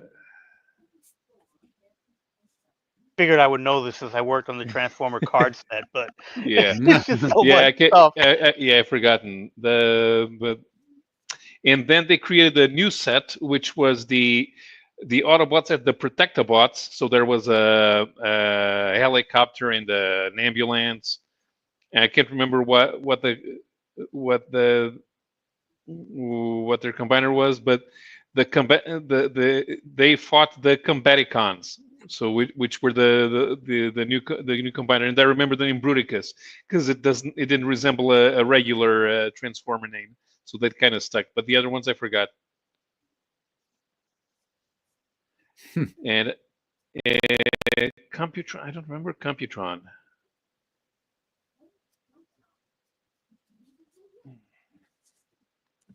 Now I need to remember who the aerial bots and the Stunticons turned into. He's not remembering all his Transformers. Oh, yeah. No. Meanwhile, in the latest issue of Spawn...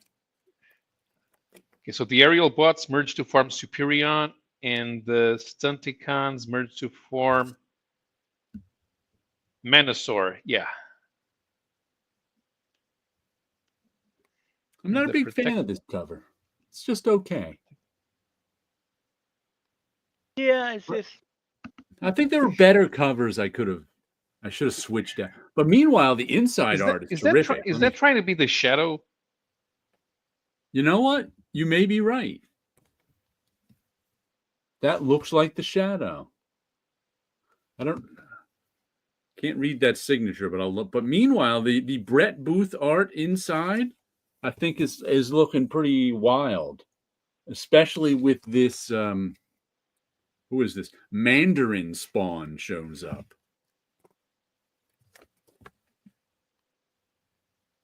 Look at that complicated outfit.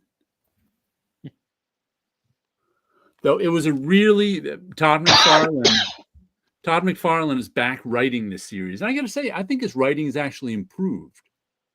Except this was a weird issue in that there were these.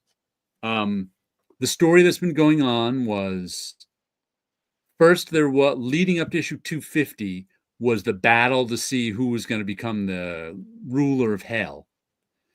It ended up being his dead ex-wife Wanda ended up ruling hell. She kicked everyone out of hell. And then something happened. Ooh, thumbs up. Something happened where everybody who was on Earth from heaven and hell got depowered. And then the vampires, led by Blood, were just killing all the angels and demons so he could take over the Earth. They just got their powers back. And there's I think there are 3 spawns. Mandarin spawn, all caused by I forget who. There's 3 Spawn and Spawn adjacent characters who are trying to get Spawn to team up with them to take down the vampires, which Spawn wants to do anyway. But instead of teaming up with them, he decides he's not going to listen to them and he's going to fight them. So they're just in this battle the whole issue, with Mandarin Spawn going, well, first she goes,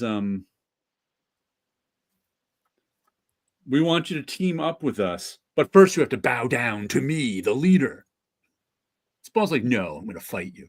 So I end up fighting the whole issue. And it's just dude, why don't you just team up with them? You want to kill the vampires, they want to kill the vampires. Why are you fighting each other? And then there's a big reveal at the end, which I won't give away, but I have to say I actually got the reveal this time. In so many reveals, because I've only been reading Spawn since issue 316. So a lot of the reveals, I'm like, who? Nyx shows up. I'm like, who's Nyx? I don't know. This guy shows up. I'm like, who's that? I don't know. But I actually knew the person who showed up at the end of this one. So I was like, woo, I get the reveal. Last of the 99 books. So getting the reveal and knowing who it is, did that excite you? Yes. I was like, woohoo, I got the reveal. I'm on the inside now. I'm not an outsider, not getting the reveal. I'm an insider. There you go. Balloons for the reveal. You're part of the clique. Confetti, pardon me. Balloons is this one. Balloons for the reveal.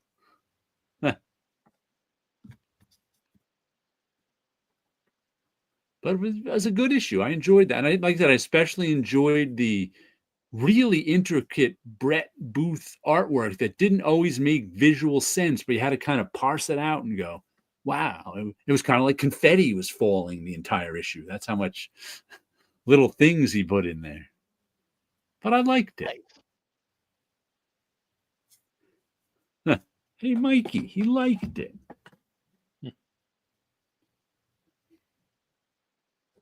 See what else is left here.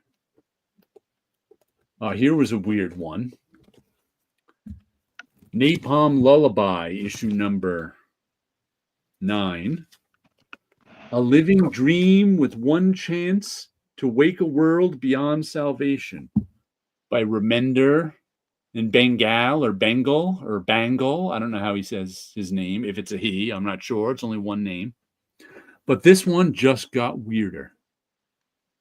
The first part of the story was a Superman riff where baby fell to Earth in a spaceship, got found by these Ma and Pa Kent, except the twist was Ma and Pa Kent were in a religious cult.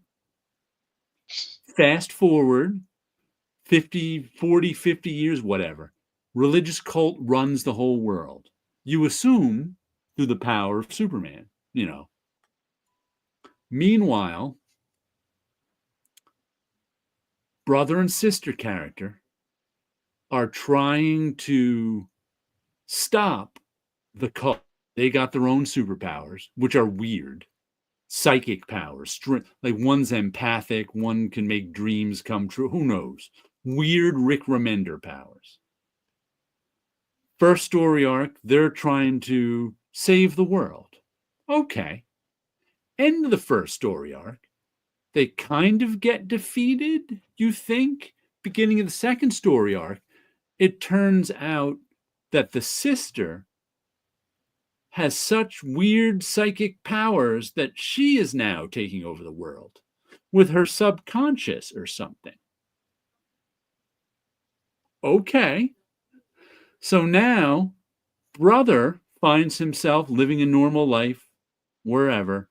People break into his normal life and tell him your whole normal life is a construct created by your sister. Come on, we got to stop your sister. He's like, what? He's like, yeah. Come on, we got to stop your sister. She's got us all living in this constructed world. He's like, okay, let's go stop my sister. And in this issue 9 of him stopping his sister rescues him from the constructed power, from the people who were like, we have to stop your sister. And he's like, what's going on here? And she's like, you don't understand. All these worlds are constructs. All these worlds are dream worlds. We got to get back to the real world somehow. And she's like running these construct worlds, sending babies and spaceships out to them to try and accomplish something. I don't know what. The people who are trying to stop her are rushing out to stop the babies and spaceships that are in. So she's like creating all these alternate worlds to destroy them, to find the one real. Woo! I'm not 100% sure what's going on anymore.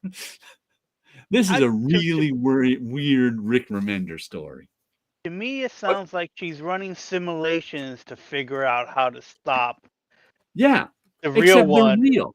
The simulations don't know they're simulations. And they're actual real alternate worlds somehow. Let me see if I can find your explanations. Okay, here we go. Oh. Have you ever woken up feeling joyful or distressed by a dream so vivid it felt indistinguishable from reality? Okay, I have. That's one of those dreams you wake up with that sticks with you all day long. We've all probably experienced that. The kind of dream that lingers and stays with you all day. Sure. You have vague impressions of the themes playing in your head. Places, people, symbols, things you know, but they're altered. That's the dream. Dreams aren't just the brain cleaning clutter. They are our connection with the infinite. Non-local consciousness transcends the senses, allowing us to experience other realities. So I guess those are the dreams where you're really experiencing other realities. They're not dreams. Dreams are windows into alternate worlds, each ruled by its own laws. And while I'm asleep, I can change those laws and make better ones. How do you know what type of world everyone should live in? I'm an agent of collective consciousness given the ability to serve the all. That's why Glowcore, I guess the leader of the cult, gave me this power to create the world that we always wanted. All I want is for you to wake up and end this. I want to go back to reality. Which one? How it was where we grew up? You're the one who needs to wake up, Sam. How it was, that was the dream. Reality can be whatever we decide it is. Xander wouldn't want you imposing your will on everyone. Xander was a dream. So it's like, what? Okay. So every dream is an alternate world, but the world they came up with was just a dream, the world they grew up in. So if you can make any sense out of that, I kind of get what he's saying, but it's weird. Right. But she's trying to make the one world they want to be. Meanwhile, she's remaking other worlds to be better because she's an agent of the collective unconscious of that world. Very Jungian. Weird stuff. Putting Paulo to sleep again. Yeah, Exactly. It's like sometimes I don't want to go into my into my books having to take notes. I'm okay with it. I just got some. He's laying down some concepts there. Yeah.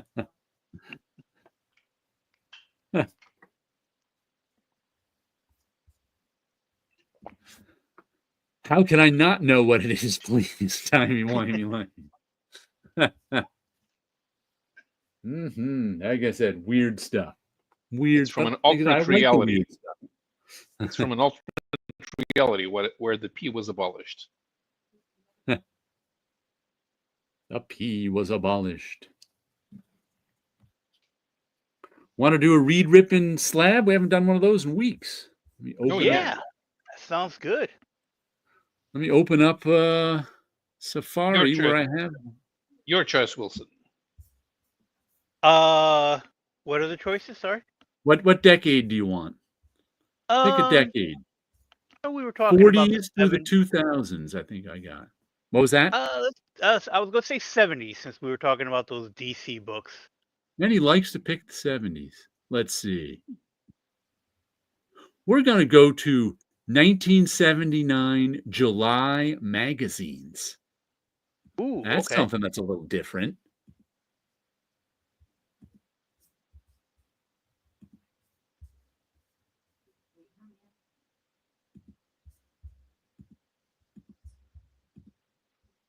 There we go.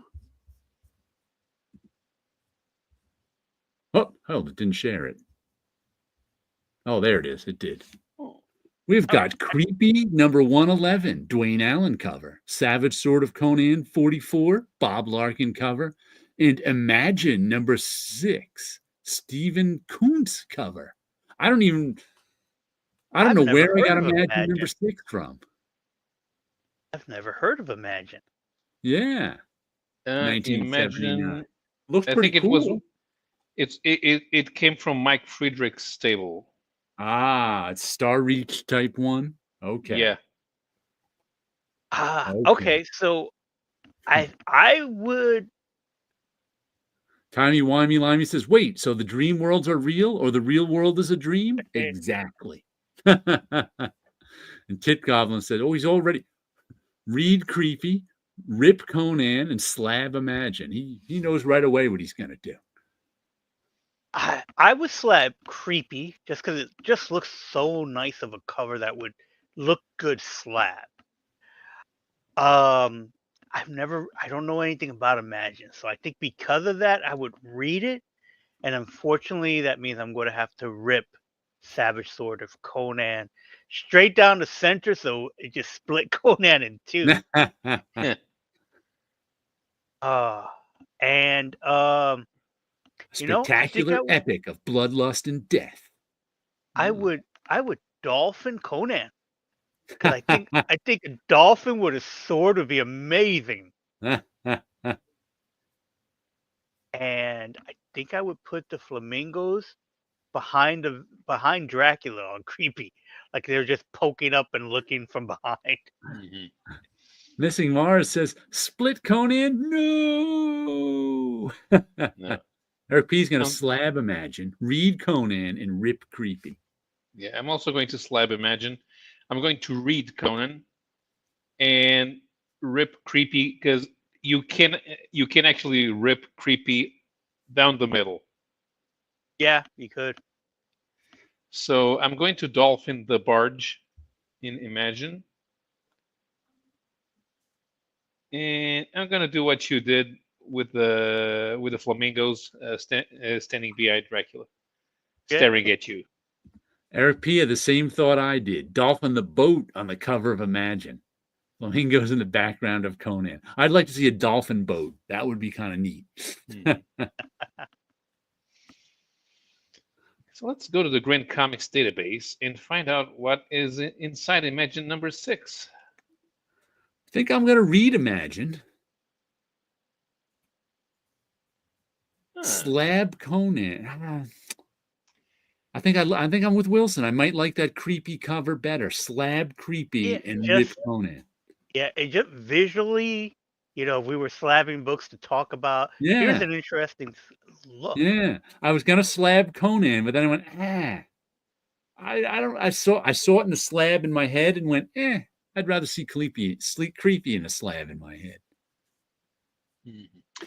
So, Imagine number 6 starts with an 11-page story by Dean Motter and Ken Stacy.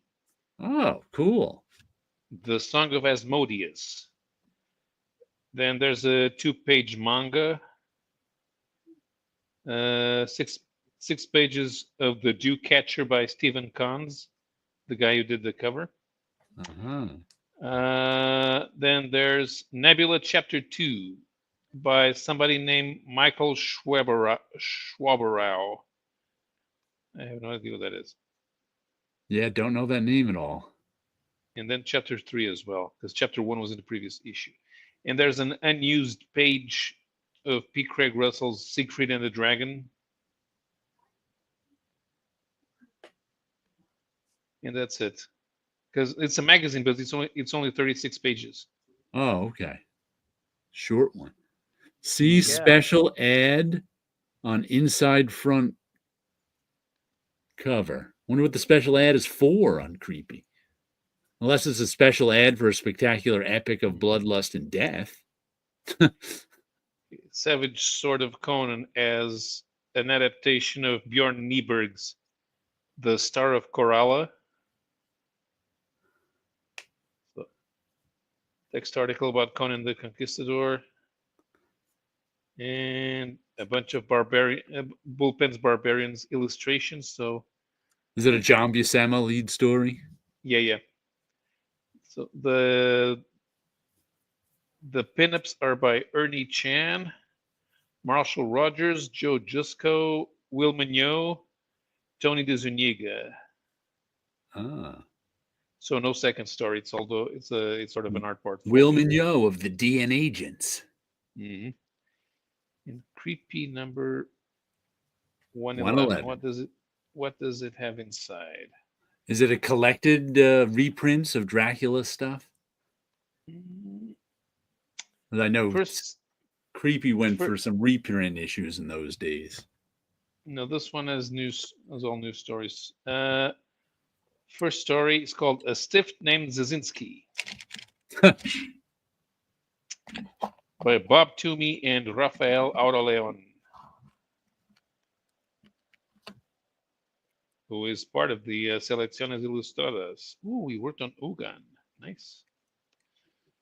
The more I look at that creepy cover, the more I think I'm being hypnotized. Then we have an 8-page story called The Heart of the Warrior by Bill Dubay and Alejandro Sanchez. Finally, a vampire story, Bloodlust, 12 pages by Carrie Bates and Leo Durañona. Carrie Bates wrote for Creepy? Yeah. Wow, I did not know that. Mm-hmm. Then there's a 9-page manga by Masanabo Sato. And 11 pages of A Switch in Dime by Nicola Cudi and Leo Durañona. So I don't know what the ad is for. They didn't index the ad. What is it? What was so special about that ad? Probably a subscription thing. Mm-hmm. Oh, I missed out a story here. There's a story by Bud Lewis with art by Val Mayerick and Klaus Jensen. Dreams of Grandeur. Mayrick and Jansen. That's interesting. Mm-hmm. What was that name of that Val Mayrick character from Bizarre Adventures from Marvel? Paradox. Paradox. I got to look at that again. There are only 2 stories. Right. And he had the cover once where he's like half dancing, half walking. Yeah, actually, he appears on the covers of both of his appearances. Okay, I only remember that one half dance, half walk cover. Mm-hmm. Yeah, some interesting magazines. Yeah, Imagine I never saw. Yeah, I never seen it. Did you ever get Savage Sword of Conan? Wilson, as a kid? Not as a kid. I don't think I saw Conan books. When I was reading, I picked up Conan, the comic books, and Mhm. King Conan, because I was Right. always find those in groups. And it's like, you get 5 Conan books for $1 or whatever it was. Mhm. And it was usually a couple of Conan, the Conan Annual, and King Conan. And so I remember getting that. Conan magazine, I was probably in just about graduating or close to graduating high school Right. and finding the magazines, picking Yeah, up a few of those, but I didn't get that on a regular basis. because I probably didn't start getting Savage Sword till probably around when I started high school, I imagine. Because it's like they weren't at my 2 regular comic stops. Like my 2 regular comic stops were the 7-Eleven that was behind my house. But then somewhere around the late 70s, they stopped getting comics in as regularly. So I started going to this other store that was a bike ride away called Stout Steve's. And they had a much better comic selection, but they didn't have Savage Sword. So it's sometimes to go to this little candy store. Once again, it was a bike ride away called Mary's, and they were the ones who had Savage Sword. So I would only get Savage Sword when I went to my 3rd store. Right. My 2 local candy stores or newsstands that I would go to pick up my regular books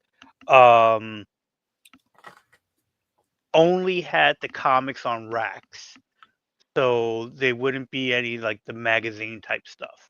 So Right. they very well could have been in that particular store, but if it wasn't with the comic book stuff, I didn't Mhm. notice it.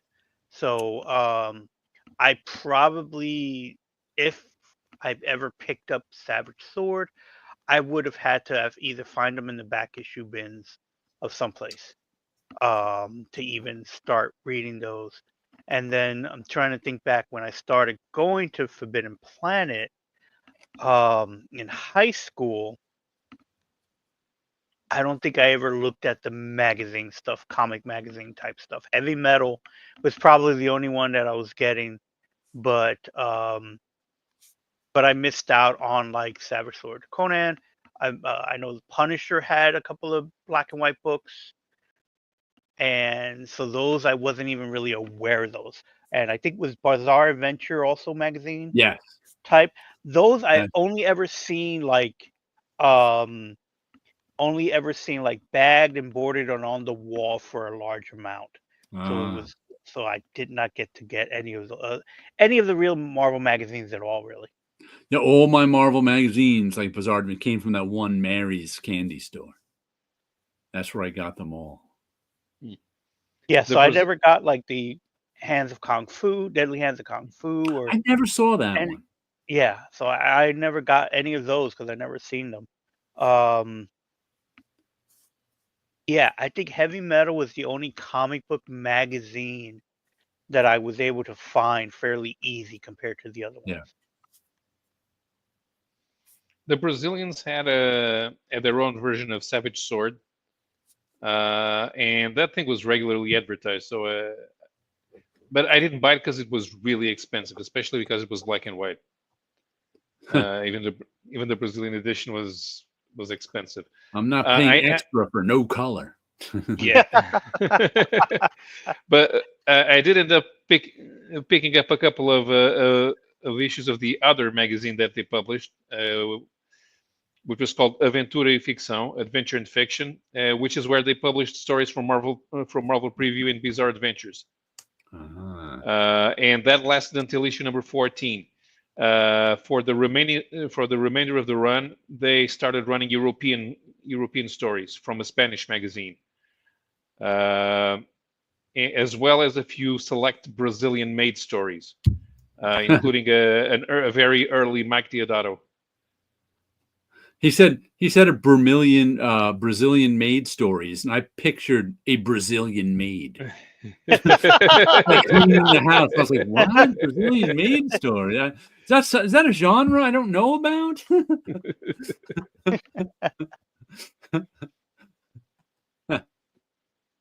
Where the mind goes. Yeah, when that I can still remember in the like I said, I used to collect Bizarre Adventures when I'd see it. And they had that issue with the X-Men in it, which was unusual. Yeah, like that there was, was remember the X-Men on Iceman, the cover, Phoenix, Nightcrawler. and especially in the, it's hard to describe how unusual that was to like comics fans nowadays, because nowadays it's like standard to have like, half a dozen, if not a dozen X-Men books out every month. But back then there was like one X-Men book, Uncanny X-Men. That was it. So to do like X-Men stories in a whole other comic, let alone a black and white magazine, was like radical. Yeah, especially because you understood that Bizarre Adventures was not for superheroes. Sure, Yeah. there had been a Thor story, but you can do a Thor story that's not a superhero story. So it kind of does fit, but the X-Men, not really. Eric P. says, I suggest you don't Google Brazilian maid stories. Time you want is that much different from a French maid? I don't know. I'm not going to Google it and find out. Yeah. there was this Brazilian comedy series. They recorded it on a theater stage in front of a live audience, and that thing was raunchy. But the maid, she didn't take any shit from anybody. The story was, there was this guy who was a successful a successful tour guide, and he would organize. But the story is not that. So he's the MacGuffin.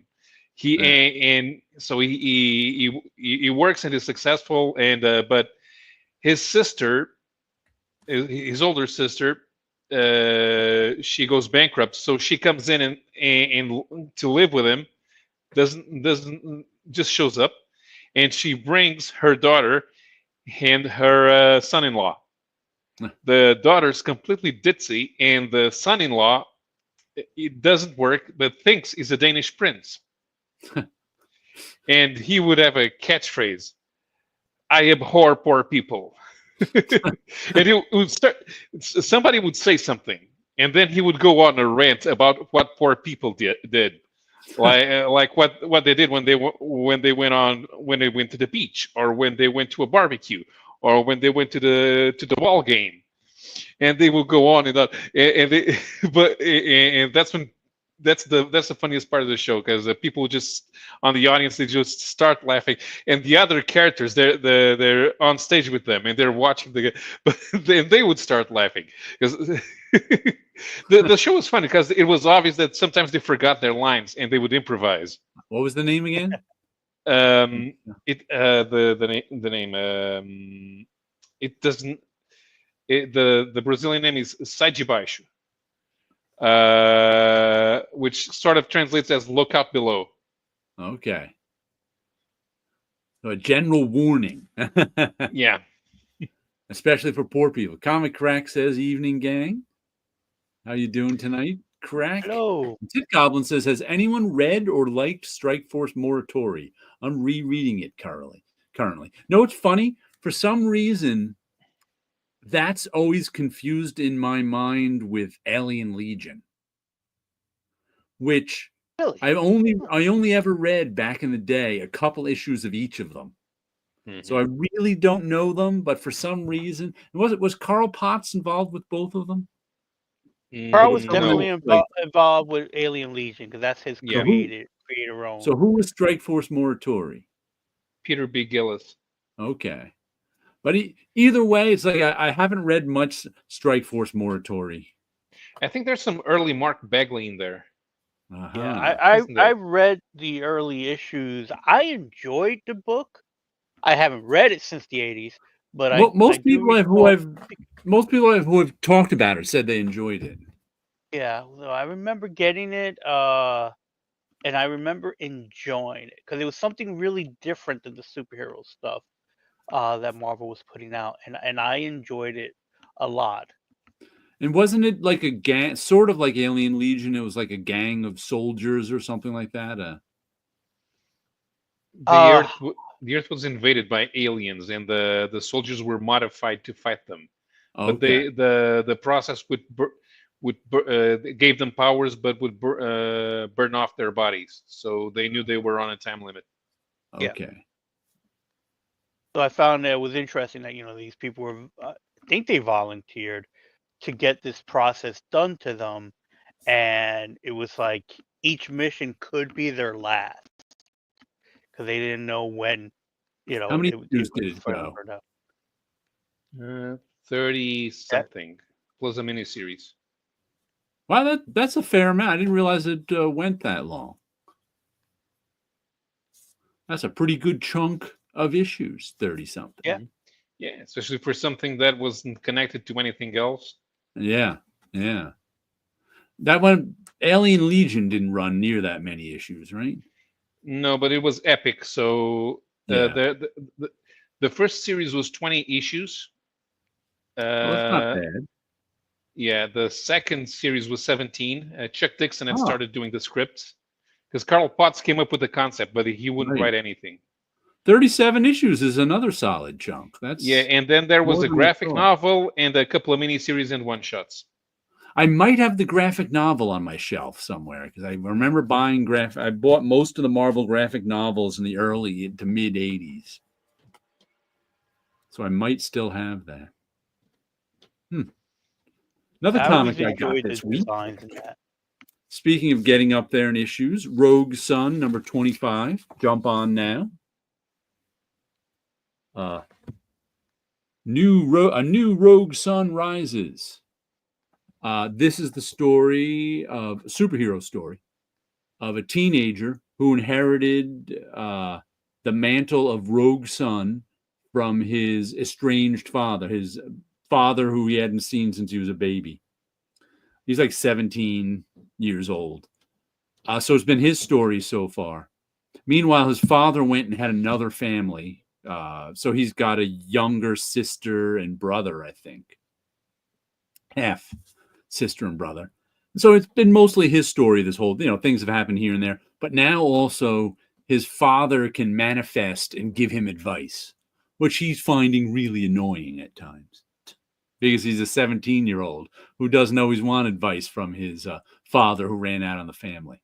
But the whole new Rogue Sun angle is that he gets his power from something called the Sunstone.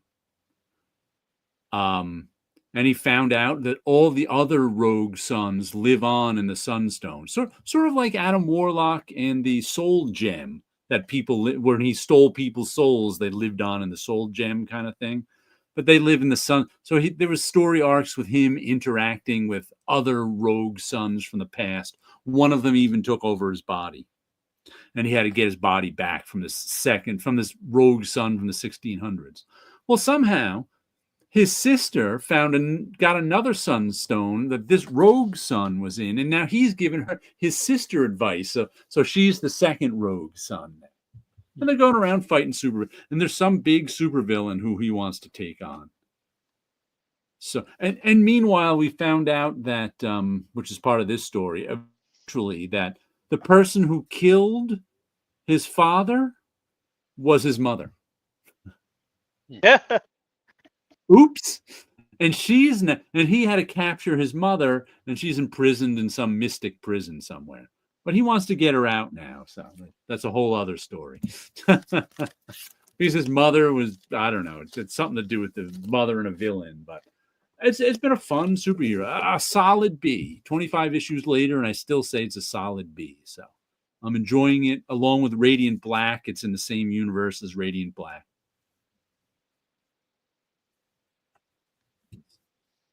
My indie superhero stuff. Nice. Mm-hmm. Oh, I have to point out one other weird thing in this issue of Back Issue that I completely forgot about. There's a Marvel Man story in here too, but we've all heard the story of Marvel Man, Miracle Man.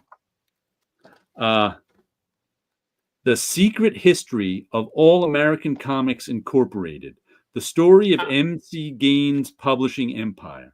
And it's an imaginary series of interviews. What if, instead of selling his share of All American Publications to Harry Donenfeld and Jack Leibowitz in 1945, Max Charles Charlie Gaines had purchased National Comics DC from them? That's the premise of this fantasy series being divided between the pages of Back Issue and T.O.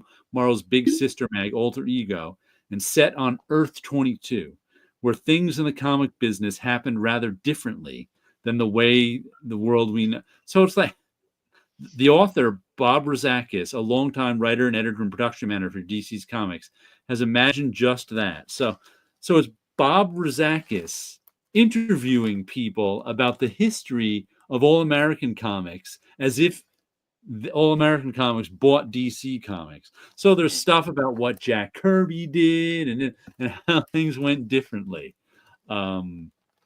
Jack Kirby creating Challengers of the Unknown for All American Comics. It's just so weird. It's like reading the history of something that never happened. So it really doesn't matter. It's bizarre. Yeah, I don't know. Especially, I think they're being disingenuous because Gaines sold his share to Leibowitz precisely because he wanted to get out of the superheroes. He wanted to do the Bible stories. I don't know if disingenuous is the right word. I think they're just making things up. Yeah. I mean, I have an interesting idea. When Perfect Film buys Marvel, they don't shout on the deal. They keep Chip Goodman, but instead of keeping Stan Lee, they fire him and keep Jack Kirby. Yeah. That would be an interesting one. Yeah. Eric P says alt history stuff can be fun. Yeah, I got no problem. Sure. It's just strange. The thing about alternate history is that you have to make it believable, because the people you're trying to convince that your take is realistic are the people who are already experts on that that specific area.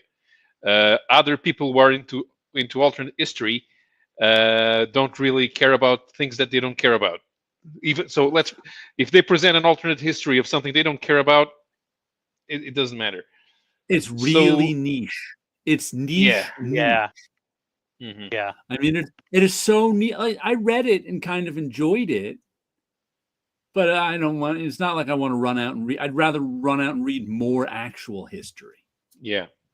I think this particular alternate history is for like someone like Bob Rozakis who's run out of history to read about, so he made his own. He's like, well, I've run out of actual history to read about, so let me write some alternate history. See if that'll be fun. Well, probably the book on Malcolm Willard Nicholson that his granddaughter put out probably took a big chunk out of early DC history that he could cover. Mm-hmm. Because somebody had Old Wolf 65 had showed the Detective Comics number 31 facsimile. Okay, yeah, And that one came out this week.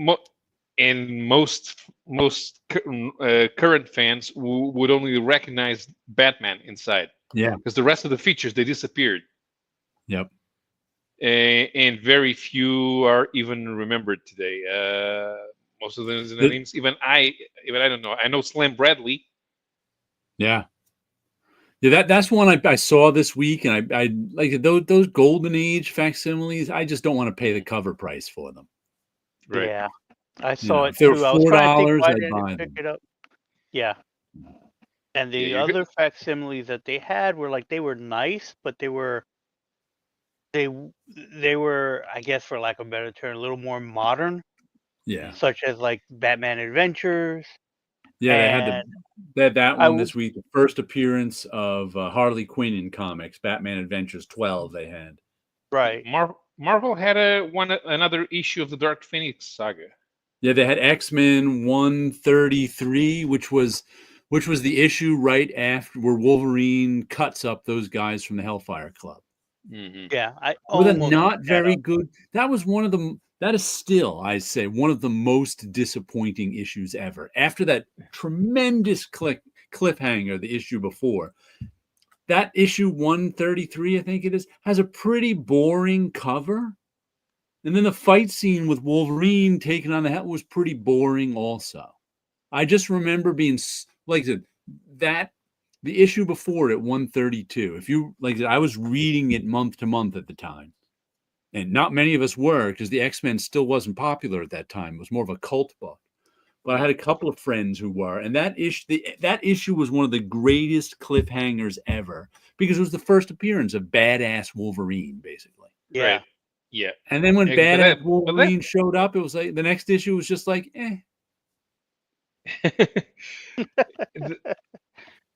you kind of have to put it in. Even then, I mean, well, I suppose you wouldn't necessarily be. I mean, see, okay, Wolverine cuts loose. He starts murdering people left and right. Okay, since they can't show blood, right. It's not really gory. Comics code. And he didn't even have to murder people. He just had to beat them up. I mean, that's all. I mean, it just had to be interesting. And it really wasn't that interesting. I'm going to go back and look at that issue again.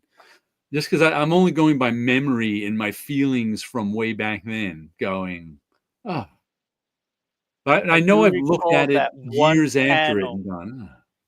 I know that one panel was so popular. It was like, oh, I can't wait for that next issue. Did you see that? Yeah, exactly. Oh, Wolverine. Now it's my turn, bub, or something like that. Yep. And then back in my high school, John Byrne could do no wrong. Oh, yeah. So everybody, anytime a new Byrne book came out, everybody was reading it. I was all over it. I remember that being such a big deal. But at the same time, I wasn't reading X-Men yet. Yeah. X-Men was the last book out of all the Marvel books we had to try out. It was still a cult book most of the time Byrne was on it. It was like, people who knew about it, but we couldn't get a lot of people to read it. Comic Crack grabbed the Batman Adventure. To me, the X-Men became popular much faster in the Brazilian comics. Yeah. Especially because they didn't have their own comic. They appeared in an anthology where they sometimes rotated with a Red Sonja. But they shared space with Frank Miller's Daredevil. So seeing Miller's Daredevil, Master of Kung Fu with Mike Zeck art, and the X-Men by Claremont and Byrne during the Dark Phoenix saga, that was a pretty good mix of stories. Yeah, that's a nice package. Yeah. That's good stuff right there. Yeah, and also they were getting ready to introduce Alpha Flight, and they also, the occasional Red Sonja, and the Eternals was also about to start. That was kind of that was an odd fit because it was Kirby's Eternals, not the '80s miniseries. So it kind of looked weird. I think that's the first time I saw Jack Kirby's art. The last comic I got this week was issue 2. Mine is A Long Lonesome Grave. This is the one that's a story about a guy getting out of prison and going back to his hometown, and he had a curse put on him from his old enemies in his hometown. Now he's got to go and kill the person who put a curse on him, who he thinks is grandma, somebody who runs this crime family. And in this issue, he's busy killing henchmen and finds out that the crime family has gone downhill since he's been in prison. They're not doing so well. All they got left is their pill mill factory selling to make money. So it's been a fun noir crime story. You know, Southern, what do they call that? Southern Gothic. I don't know if it's actually, I forget what town it is, but do you remember who did it? Oh, the guy who wrote the Jane Foster Thor. I can't remember his name now. He also did this indie series right before then called Southern Bastards. Which Aaron. what was Jason that? Aaron. Jason Aaron. There we go. He was the writer. And I think they called it Southern Crime Noir because it took place in the South and it was about crime in the South. I don't actually remember if this takes place in the South, but it reads like Southern Crime Noir. You know, it's not big city. You know, if they're gonna waste time on such long titles, they should do a spaghetti western.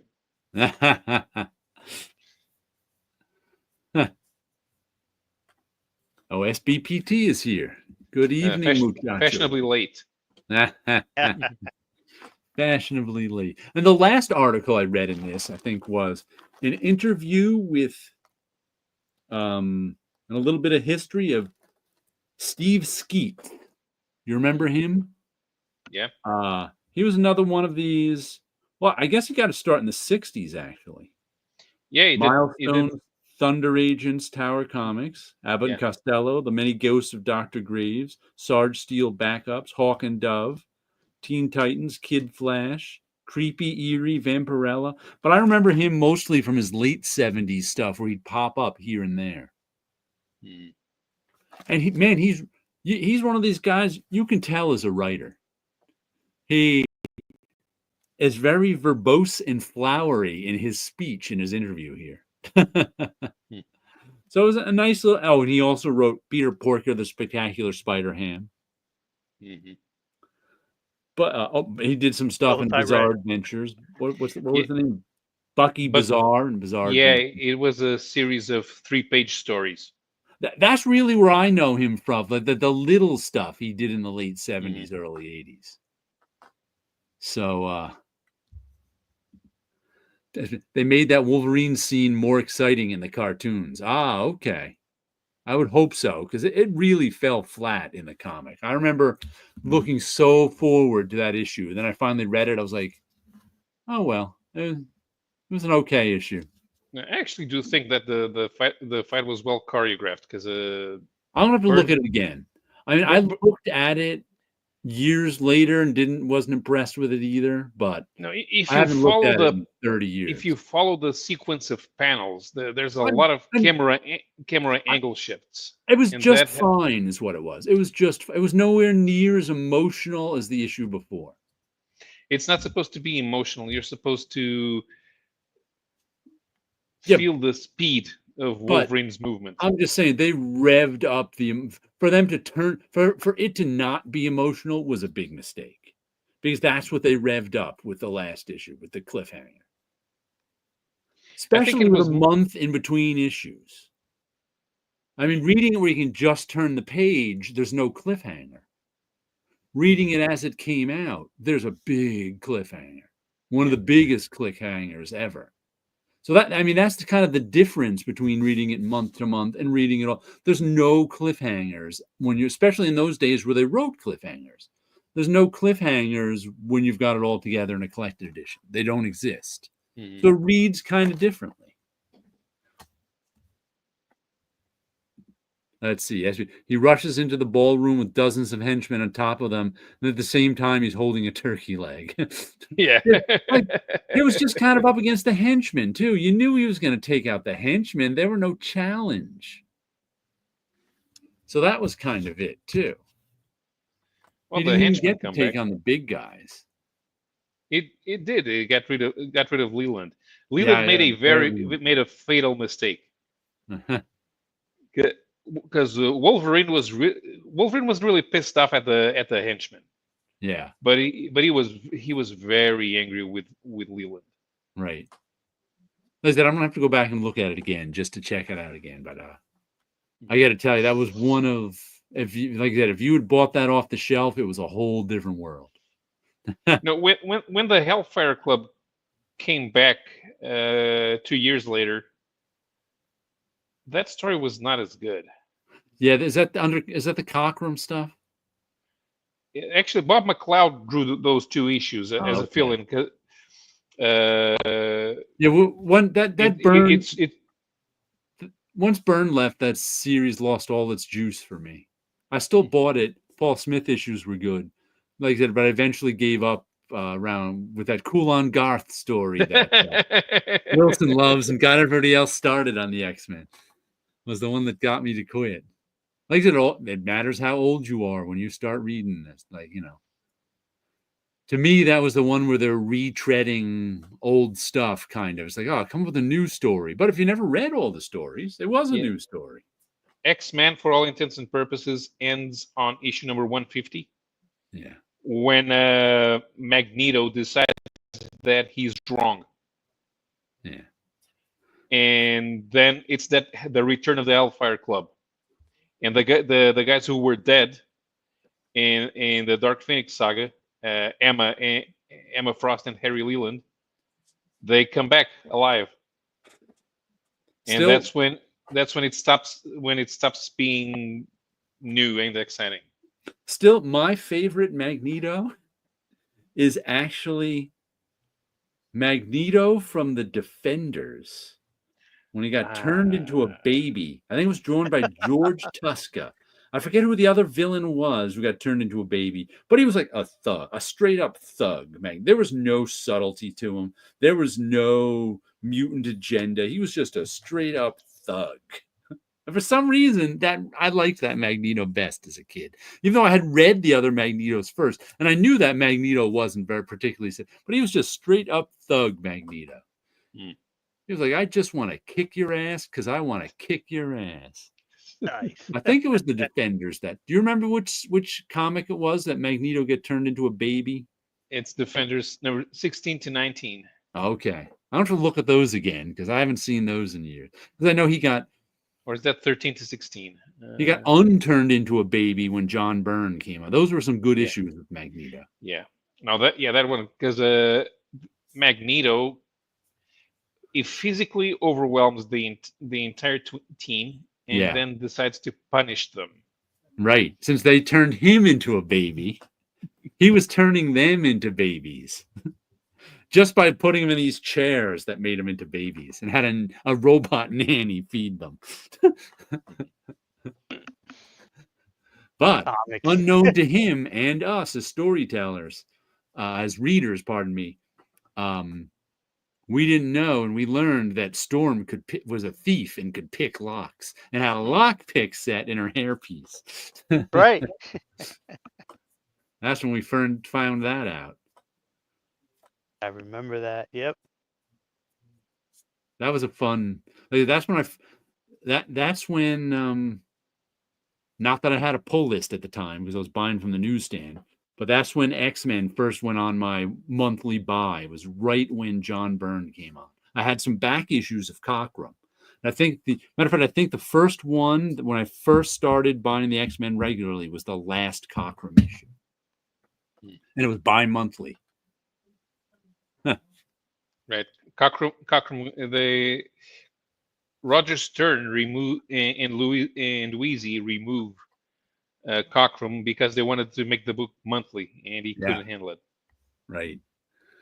Tit Goblin says Psylocke's legs made 9-year-old me get into X-Men. I was totally on board until I went into that odd early digital deluxe markup era in '95. Everything's confused. That's right, when they had the different levels of coloring. 150 to 195. My first X-Men was 176, and then the issues that led up to that issue were good. I fell off somewhere around 200. Like I said, it was one like 91 that made me stop buying the X-Men. But it turns out I bought till 200. I just don't remember. They're on my shelf. I just don't remember them at all. 200. 200 is a good jumping off point. Yeah. Because it's Magneto's trial, which doesn't end because of Von Strucker's kids, and Xavier gets sent into space because he has a heart attack. 201 is when Powerless Storm defeats Scott in physical combat to take over the leadership. And you may, I don't think people noticed, but Claremont spent a lot of time in his run trying to make Scott quit, and he couldn't figure out how because Scott always came back. Right. I always say somewhere along my reading, Scott Summers and Wolverine switched personalities. Because Scott Summers, Cyclops, was the cool leader guy, and Wolverine was the asshole. Yeah. And somewhere along the line, Scott Summers became the asshole, and Wolverine became the cool leader guy. It's Days of Future Past. Yeah, that could be it. Could be because Scott is shown in the list of early casualties. Mm-hmm. And the book is all about how cool future Wolverine is. That's about when they started turning Wolverine into a 1,000-year-old samurai. Yeah, and after Days of Future Past, the last burn issue is where he makes peace with Alpha Flight. Mm-hmm. So it's a Wolverine solo story for all intents and purposes. And since Scott had quit the team because of Jean's death, Byrne was free to make Wolverine cool. It's funny, I bought up to issue 200 probably because I did that comic book collector thing where I went, I'm not buying this anymore, but I may as well keep buying it till 200 because that's a nice round number. Yeah. That's such a comic book thing to do, a comic book fan thing to do. Eric P., my first comic reading years from about 83 to 88, so end of elementary school and start of high school. Yeah, mine were from, I was in junior high from, what was that, 77 to 1980s. So my prime, like, grade school years were probably like 75 to 1980. I started high school in 80. Still read comic books, but those were my kid years, really. Yeah, SBPT. I read a lot of that stuff when I was 6, 7, 8, which is I don't know. I read comic books when I was that young, but I didn't start collecting comic books till Hulk 200, which I was 10 or 9 in 1976. So, and that's when I realized that they went in a row and made a big story. And so I have no memory of the comic books I read before my epiphany with Hulk 200, 201, and 202 and 203, that they all went in a row. And when I hit that epiphany, it's like all my comic knowledge went out the window, if I had any. Yeah, I was kind of the same way. It's like I know I was getting books here and there. Yeah. And it wasn't until 83 where I started collecting in 1983. Right. And it was just because of wanting to answer some questions and questions people couldn't answer me. You know, right. why does Spider-Man have a black costume? Oh, Doctor Strange gave it to him. Yeah. Well, that sounds weird, but okay. But I knew who the characters were. So I had to have bought books off and on. Because I remember my cousins reading comics, and I would be hanging out with them, and they would be like a local bodega that would have a box full of comics. and they would just be cheaper than the comics that were on the rack. And I never understood why. Because it was like, to me, it was like they should always be this 25 cents. And I'm almost positive my first Batman comic had to be a Neil Adams Right. one. It might have even been the first Ra's al Ghul, which I didn't keep. I remember reading it, but because I remember the story, I just don't remember the actual comic book itself. And I had issue 200, and my neighbor had issue 201, 202, and 203. And I traded him every comic I had for those 3 comics. So I must have had comics. I don't remember what they were. Let's see. To me, it was easier to get into the whole setup because, as I said, I could read a bunch of characters at once in the same magazine. So you had bigger comics with more stuff in it. We had one individual comic, right? So I could understand better that everything was connected because they ran Marvel team-up stories in Spider-Man, and there were multiple issues. There could be multiple issues of the same comic in yours, right? Right. Like you get 2 issues of X-Men in something. Sometimes, yeah. Yeah. So I think and then there would be a month where they skipped the X-Men because they would need to catch up. Right. But since they also ran the annual, that meant that there was it would make it easier to do two issue storyline in one sitting. Also, in Spider-Man, all the stories mattered, so it didn't matter if it was amazing or spectacular. Also, we had Marvel team up. So so that's how you figure out that everything's connected because the other characters show up as guest stars in Spider-Man. Ah, and you have Captain America in the Avengers. So you're reading Captain America solo in one book, and the other one as the Avengers. And you see that Thor and Iron Man, who have solo stories, also show up in the Avengers. And you figure it out very quickly. Everything's connected. You have to read everything. Yeah. SBPT, I saw the cartoon first in 95, and I had a chance to read the comics 3 years ago. When I read the comic, I read it with the Portuguese actors' voices in mind. Weird. Yeah. Jim Lee's Cyclops, she's the sexy one. Ah, here we are. Uncle X-Men 189.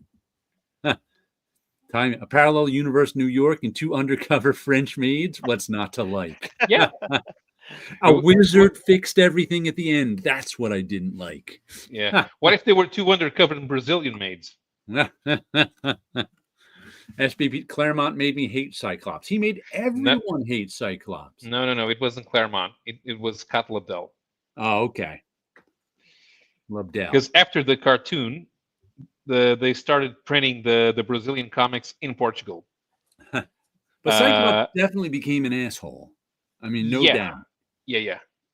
And besides, that was written by Bob Layton. He was the one who was writing the early issues of X Factor before Weezy took over. Well, we should wrap it up. That's the only way you. That's the only way you can justify that Scott coming back. He has to become an asshole and leave his wife and kid behind. There you go. If that Paolo all fired up about the X-Men tonight. All right, let's woke him up. Yeah. Well, let's go to Brazilian maids. I'll tell you a little more about Snot Girl. That'll put him right to sleep. Oh yeah. Snot Girl. I won't be here next week because where will you be? I'll be lecturing at School of Visual Arts. Oh, cool! Teaching a course on lettering. So I'll be very cool next week's show for that. Whose class? I mean, usually Alita Martinez.